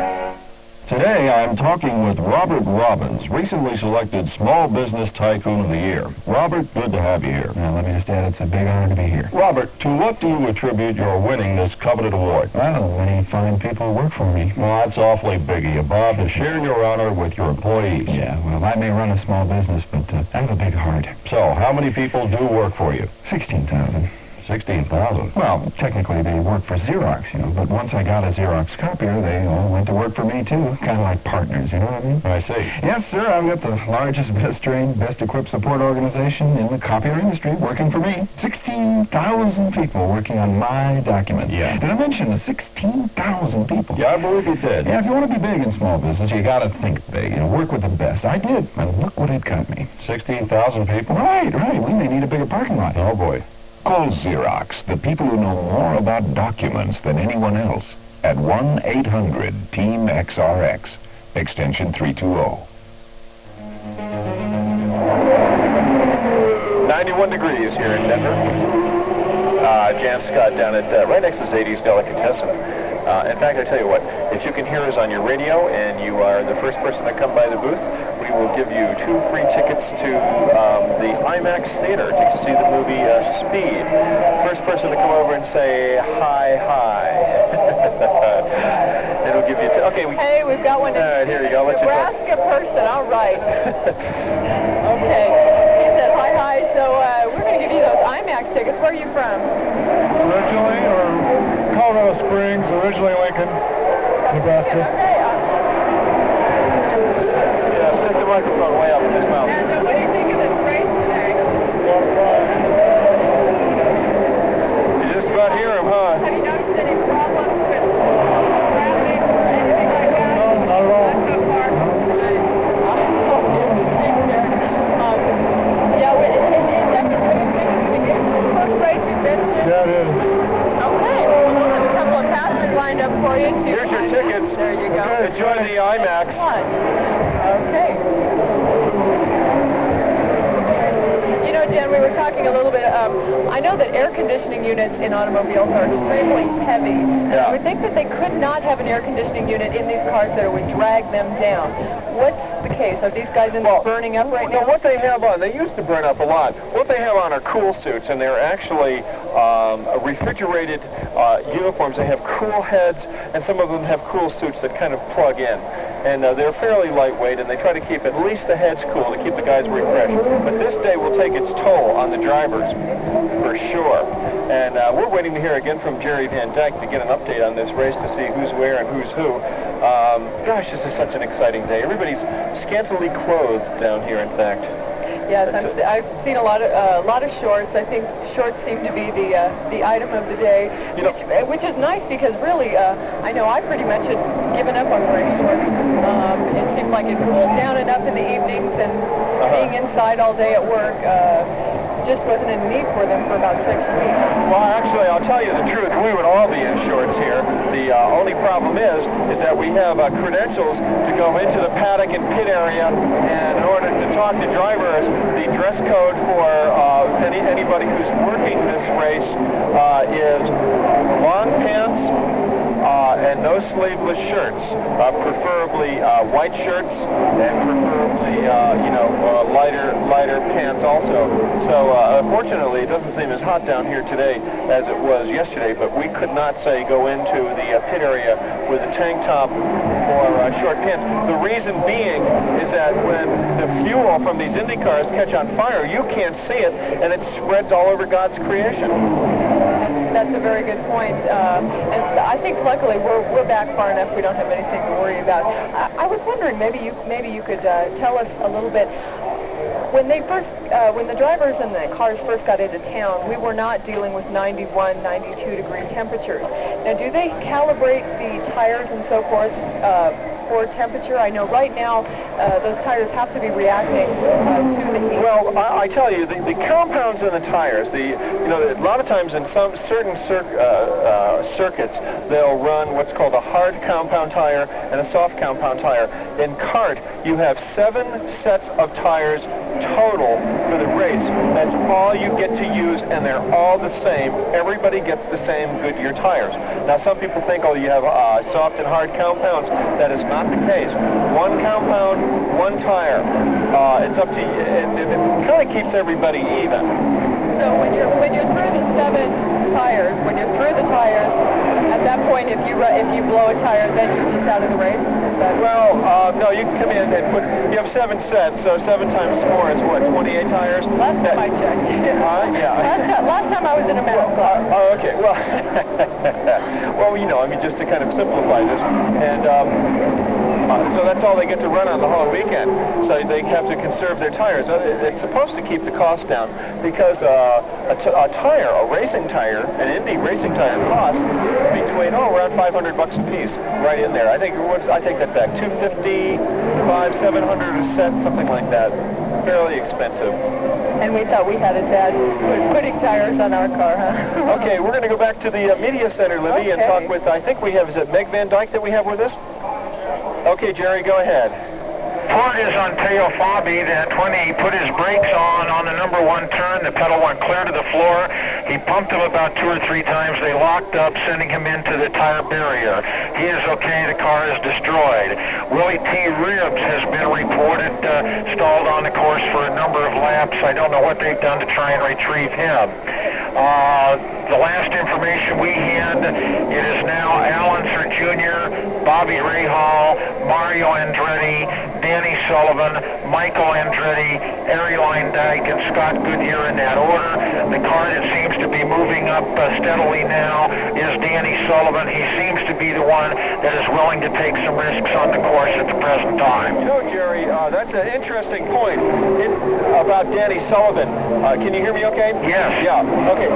He seems to be making his way up through the field. I was thinking about that Danny can really have a heyday if his car's hooked up and he's driving okay.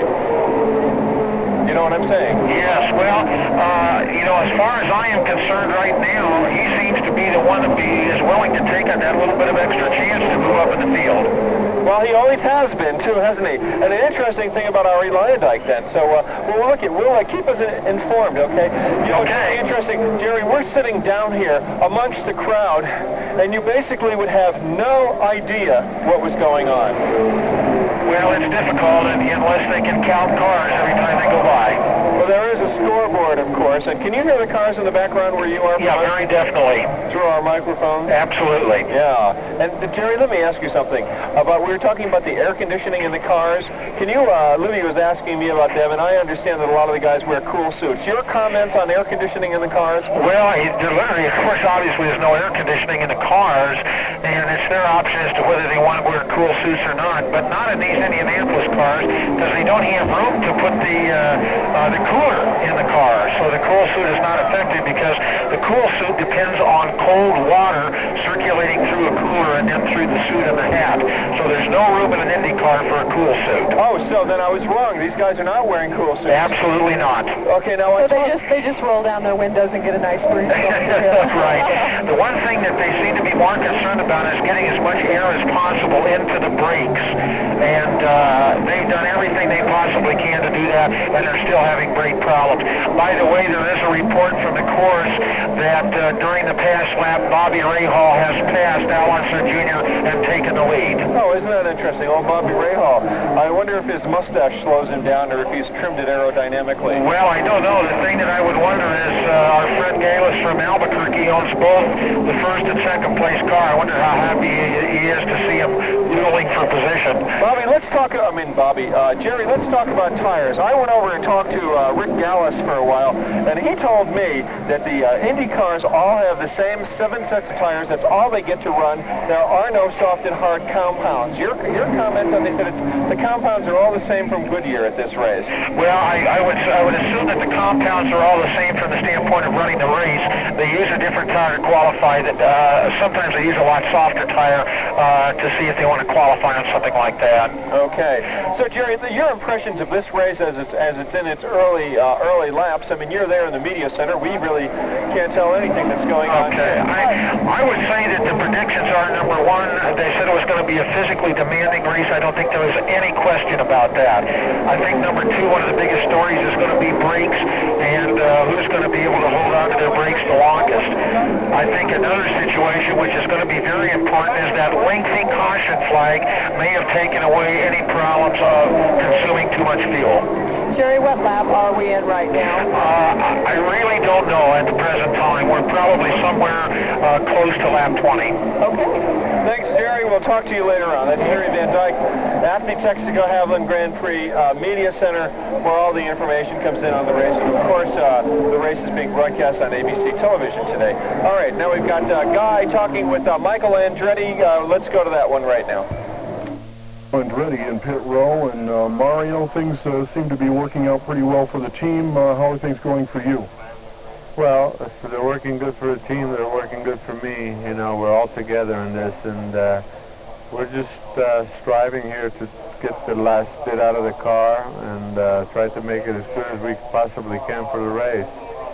So it'll be an extremely competitive race, as I think we all could anticipate, and you know, we just want to be there. We want to be a factor right from the beginning. Have you been experiencing the same kind of overheating problems that all the other teams have? Yeah, I think obviously, yes. Across the board, everybody just have to deal with that, and we just hopefully we'll have it all okay, yeah. Well, good luck in the race, and thanks for spending a few minutes. Pleasure.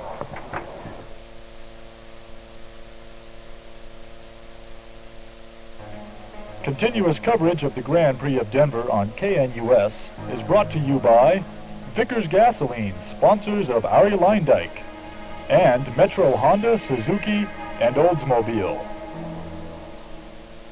When you buy a new car, there's more to consider than price alone. Value, styling, performance, and resale value are all important things to consider, and that's why more and more car buyers purchase Hondas. Metro Honda in Westminster invites you to take a closer look at the 1990 Honda Accord. The new Accords have luxurious, spacious interiors, a smooth, comfortable ride, and responsive handling. Plus, the new Accords feature improved visibility, eliminating practically all blind spots. Metro Honda has a large selection of all the Accords, as well as Preludes and Civics. Test drive the Honda Accord DX. It combines all the features you expect from Honda with a very affordable price tag. In fact, the Accord DX is probably the best value you'll find in today's sedan market. If you have a growing family, don't forget to look over a Civic wagon. But no matter what Honda you choose, Metro Honda is the right choice in dealers. Metro is Colorado's #1 volume dealer because they do things right. Metro Honda, Federal and 104th in Westminster. Attention back-to-school shoppers. The Discover card actually pays you cash for every charge. So when you're out buying new computers, new clothes, or new athletic equipment, just use the Discover card and earn cash, up to 1% back every year based on your annual purchases. After all, why should school kids be the only ones who get to earn extra credit? It pays to Discover, the card that pays you back.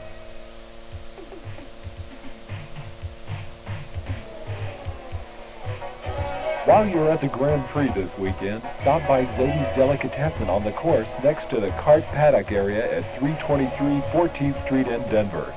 Sit outside, have a beer and a sandwich, and enjoy the Denver International Grand Prix as it zooms through the streets of downtown. That's Zadie's Delicatessen on the course next to the Kart Paddock area on 14th Street.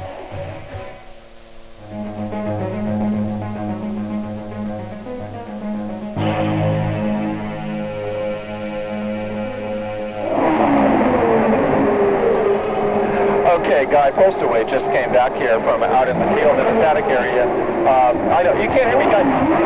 What was it like out there, Guy? Hot, really hot. And a lot of action in pit row. I was standing right in front of the, I should say right behind the Sullivan pit when there was almost a collision between the Foster car and Danny Sullivan when Danny was coming out of the pits. Really, that was Teo and Bobby's car who has already crashed. So you're saying the action in pit row is very, very close at this point. It really is, and it looks like it looked like Teo Bobby was having some brake problems. I haven't been able to listen to our coverage or any other coverage, but it looked like he was having some problems. And when Danny was pulling out of the pits, it was very, very close. Okay. Anything else from back there? Have you run into any movie stars back there, Guy? No, unfortunately, I haven't. A lot of attractive people, but no movie stars. And I have had the opportunity to talk with Governor Romer. Governor Romer will be coming up on tape in a little while. And also, it's very interesting, at least for people like me that are not really used to being around racetracks. I talked with a couple of firemen, one from the Denver Fire Department and one that's freelancing, that's working for A.J. Foyt's team, telling us about alcohol fires. And something that I was totally unfamiliar with, that you really can't see them. And I can't imagine anything more scary than being in that kind of danger and not really. The only way you'd be able to tell someone is by screaming, and that's kind of scary. Well, Livy and I were just talking about that here a few minutes ago, saying that that's why we have long pants on today, as you do, and long shirts, because you can't be out at a racetrack like this, covering a race, getting anywhere near an alcohol fire without some kind of long proof protective. Yeah, it makes a lot of sense, although I must tell you that with the heat out here, you'd almost take the chance to be able to put on some shorts. So I'll tell you, it's quite a day out here. And earlier, I don't know if you've run the tape yet, but we had the opportunity to talk with Mayor Pena, and we've also spoken with Andy Schlenker, who obviously has done a miraculous job in putting this whole thing together. Let's grab those guys. Well, Channel 2 just went by. Hey, Channel 2, come on back here. Now, we're going to talk to the media. Guy, I have to tell you, you are doing a great job. Guy is our operations manager at KNUS, out there risking life and limb in pit row. And I tell you something, you really do risk life and limb when you go out and interview people out there, don't you? Well, absolutely. And also, thanks for the compliment. I'm risking life, limb, and one hell of a sunburn, I can tell you. I'm going to look like I've been to Red Lobster tomorrow. Hey, Guy, we interviewed Judy Trifudi, the comic. Oh, you mean Tenuta, Judy Tenuta. Yes, that's right. But we taped her, and her tape was so risque that there's no way we could run it on KNUS, even at 5 in the morning in a foreign language. Well, with everyone that I've been speaking with, everyone's been very nice, very courteous, and no bad language. I'm sure, although I haven't gotten too close to the pit crews, I'm sure you hear a few few things that curl your hair over there. You know, isn't the crowd here just wonderful and festive and friendly? It is. A great Denver crowd. And I've got to say that I've spoken with a number of people, and all of the comments run toward that this looks like Denver has been hosting this for years and years and years. This is the first time. Okay, what do we have to do now? We got to go to this tape? Okay, we'll do that. What's the tape coming up here, Eric? Okay, guy talking to. I'll let you tell me.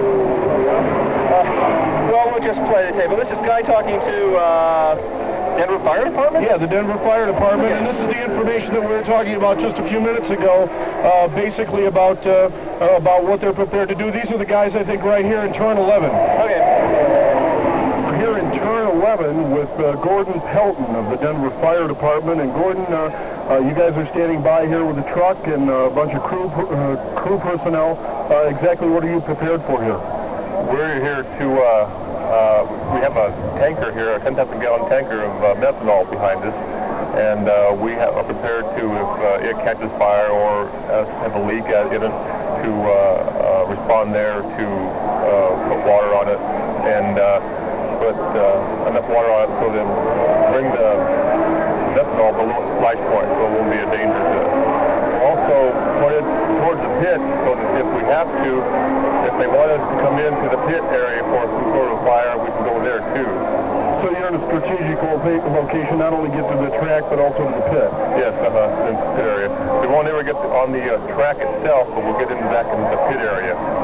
Exactly what kind of help, aside from that, are you able to render insofar as medical attention is concerned? We're here to do our firing job, and if we have to do first aid stuff, but we'll be calling for backup for that if we have to. Okay. Well, let's hope that all that doesn't become necessary and that everything goes smoothly for everyone today. That's our hope too, and we hope this will be a great. Repeat that last message. Terrific. Thanks for joining us and spending a few minutes. Jann will be trying to hunt down some medical personnel, find out exactly what they're standing by and able to do and handle, and we'll be back to you in a little while. Guy Postlewaite for AM 710 KNUS News.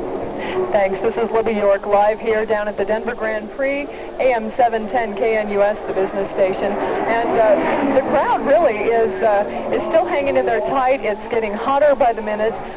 You're seeing a lot of beverages going down. But really, in walking around, I have noticed that the majority of the people seem to be right from the Denver area. I've talked to a couple of people, some from New Mexico, a couple that came down from Canada. But overall, this is very much a Colorado event, and the overall feeling is that people very much would like to see this Grand Prix return to Denver in the near future. And really, judging from the turnout, it's a reported sellout. I think that we very well could see a return to the Denver area. They have kept things very, very well organized. This has been a real learning experience for the Denver area. They've put together the thing very well. Traffic tie-ups have not been nearly as bad as they anticipated, and I think overall it's been a very positive experience. Hopefully by early or mid next week, we will probably start getting some reports on exactly how this race impacted the Denver area economically. Okay, now give me turn my microphone. All right. It is really quite a turnout. Now, let's see. We've got a couple interviews coming up with Mayor Pena, Governor Romer. Which one are we going to have coming up next, Eric? Mayor Pena, okay. We have Eric down here who's helping engineer this race. We have He's been working very hard keeping us on track here. An entire turnout from, excuse me, sir, would you come here for a minute? Here's a man. You're with, let's see, where are you with? You're with, which media? He's not going on the air with us. He looks Australian, doesn't he? Yes, he does. And, you know, that is a good point. We've got press here from all over the world covering this. It really is an international event. Oh, more TV people. We'll see if we can drag them over here. There's a major television crew. It's Channel 2. They said they're back on their way over here. That's Channel 2, is that right? That's right. Okay. Now, I can't read this. What does this say? I'll let you tell us, Eric. It says we have news coming up. Oh, we're getting ready to go to a break. Is that right? Okay, well, should we... Okay, we'll take Jerry Van Dyke right now. Jerry at the media center. Hi, Jerry. Okay, we're beyond lap number 25. Here's what has happened. Bobby Rahal, who started 14th, now leads the race. In second place is Al Unser Jr. They have a lengthy lead over third place Mario Andretti, fourth place Danny Sullivan, and fifth place Michael Andretti. A few laps ago, car number 19 and car number 31, Beekhouse being in 31, crashed into each other on one of the turns, causing a yellow flag to come out there. It is reported that Eddie Cheever is in the pits and severely overheating. He may be on his last legs as far as staying in this race at the present time. Jeff Woods' car is in the pits and he is out of the car at the present time. There is also a report that some of the pavement is pulling up on the inside of a couple of turns. Yeah, that was, Jerry, that was happening yesterday, too, during the Trans Am race. Well, the Trans Am being the heavier cars, you could expect it more there, but it appears we've got some pavement problems. They're minor at the present time, but they are on a couple of turns. You know, now, Jerry, did they do anything to fix that track yesterday, between yesterday and today? Jan, I don't know. Sometimes they use a type of special cement to try and pad those things, but I don't see any sign of it right now. Okay, Jerry, we'll talk to you later on. Thank you very much. You bet. All right, right now we're going to go to New York City for the ABC News latest update, and we'll be back here with KNUS coverage of the Texaco-Havoline Grand Prix of Denver. Continuous coverage of the Grand Prix of Denver on KNUS is brought to you by Burt Toyota. It's easy to get to. And the IMAX Theater, where speed is an experience worth seeing. Burt Toyota Daihatsu means easy to get to. Burt Toyota Daihatsu means satisfied customers, fun, performance, utility, and dependability. In 1990, Burt Toyota on Broadway is going out of its way to serve the AM 710 listener. Burt Toyota is here for man or woman who works hard all day and plays hard at night and on the weekends. At Burt, we want you to take us with you to the mountains, to the club, to the meets, the runs, and all of your athletic events. At Burt Toyota, we've got the Toyota to meet the needs of the man or woman of the 90s. Whether you want an all-track wagon, Celica, 4Runner, pickup, Supra, or Land Cruiser, at Burt Toyota, we've got them in stock. We're the second largest Toyota dealer in the U.S. Burt Toyota means easy to get to at 5460 South Broadway in Inglewood, just south of Bellevue, or call 761-3222. That's 761-3222.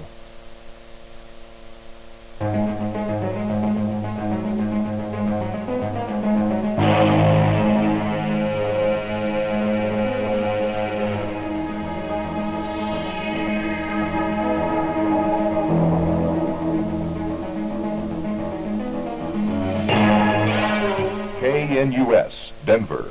Direct from ABC News, I'm Chet Martin. Our top story, let the talks begin.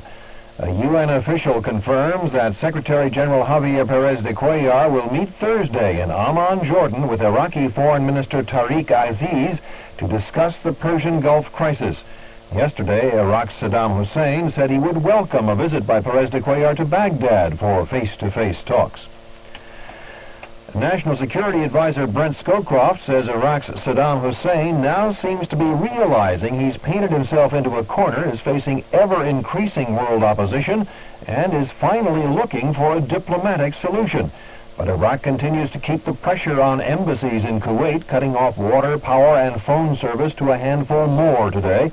Asked by ABC News what the result would be if Iraqi troops tried to enter the U.S. embassy, he replied, I believe we will not forcibly resist. We have reports of other embassies, I think specifically the Chinese being entered, but so far it has not happened to the American embassy. Scowcroft also said the 55 or so wives and children of U.S. diplomats in Kuwait who set out by car convoy for Turkey from Baghdad today do not include all of the dependents of those diplomats. The diplomats themselves are still being detained in the Iraqi capital. The maximum sustained winds of Hurricane Gustav have strengthened to 80 miles an hour as the storm heads toward the islands of the northeastern Caribbean from a point about 300 miles east-southeast of Guadeloupe. And about 1,000 miles east of Gustav, Tropical Storm Hortense sprang to life today. Despite elections and a new government, political unrest continues in Romania. ABC's Sue Masterman reports from Vienna. For the third night running, several hundred demonstrators blocked city centre traffic and demanded the resignation of President Ion Iliescu and other former communists in the leadership.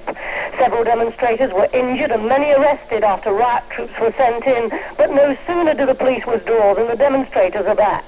Now, the Iliescu regime, which broke up the last spate of demonstrations with utmost brutality by bringing in vigilante groups of miners, appears determined to break the protest with ever larger numbers of riot police. Sue Masterman, ABC News, Vienna. 6 bodies have been recovered and hopes have faded that any of the 178 miners trapped 1,600 feet under the surface by a methane gas explosion at a coal mine in central Yugoslavia will be found alive. The mine had only reopened on Friday after a summer strike by miners over pay and working conditions. White House Chief of Staff John Sununu leaves Washington for Moscow tonight with a number of his staffers. They'll be spending 5 days in the Kremlin at the invitation of the Soviet government, discussing management techniques with aides to Mikhail Gorbachev. The invite was extended after Soviet experts got a look at how the White House works during last June's summit. For the ABC Direction Network, I'm Chet Martin. Wake up, Bill. It's your conscience. Just 5 more minutes. I don't know how you can sleep awake not knowing if your business insurance is secure.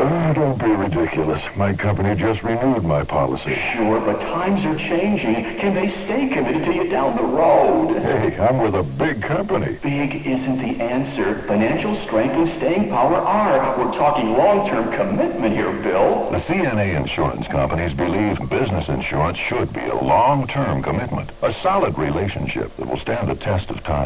CNA's financial strength and stability have helped it stand fast in a variety of markets for nearly 100 years. Ask your independent agent or broker about CNA's long-term commitment to continuous coverage and the peace of mind it offers. And I thought I was secure with any insurance company. You are if they're committed to you, Bill. Okay, I can't sleep with that on my conscience. Ask your independent agent about the CNA insurance companies. CNA, for all the commitments you make. Race fans, get ready to go faster than you've ever gone before. The IMAX Theater at the Denver Museum of Natural History presents Speed, the ultimate movie of man in motion. Step into Formula race cars, supersonic jets, and more in a wild trip to the end of the universe and beyond. Speed is a thrill-a-minute movie brought to you on the huge 4.5-story tall IMAX screen with spectacular surround sound. Strap yourself in and experience the thrill of Speed at the IMAX Theater in City Park. Showtimes daily beginning at noon. Let me tell you how it works. They call you up and they just start laying on these lines. Want to save big bucks over AT&T? Our prices are low, yes, so low, yes, low, yes. I mean, it's like right out of the movies. A comedy act. They just keep on talking. Switch now, switch this minute. And I'm going, thinking, how do I get off this phone? Don't get pressured, get the facts. Listen, could I get that in writing? Hello? Because no matter what they promise you, it's still not AT&T. The right choice. The winning race car of this year's Indy 500 carried more than Ari Lyondike to the winner's circle. You feel the power! It also carried Vickers, proud sponsor of the Team Shearson entry that set a new Indy 500 speed record. Vickers is excited to be associated with winners like Team Shearson and Ari Lyondike, who combined to set new standards of performance at the Indianapolis 500, using the same total quartz motor oil that you can buy at any Vickers. You get more power.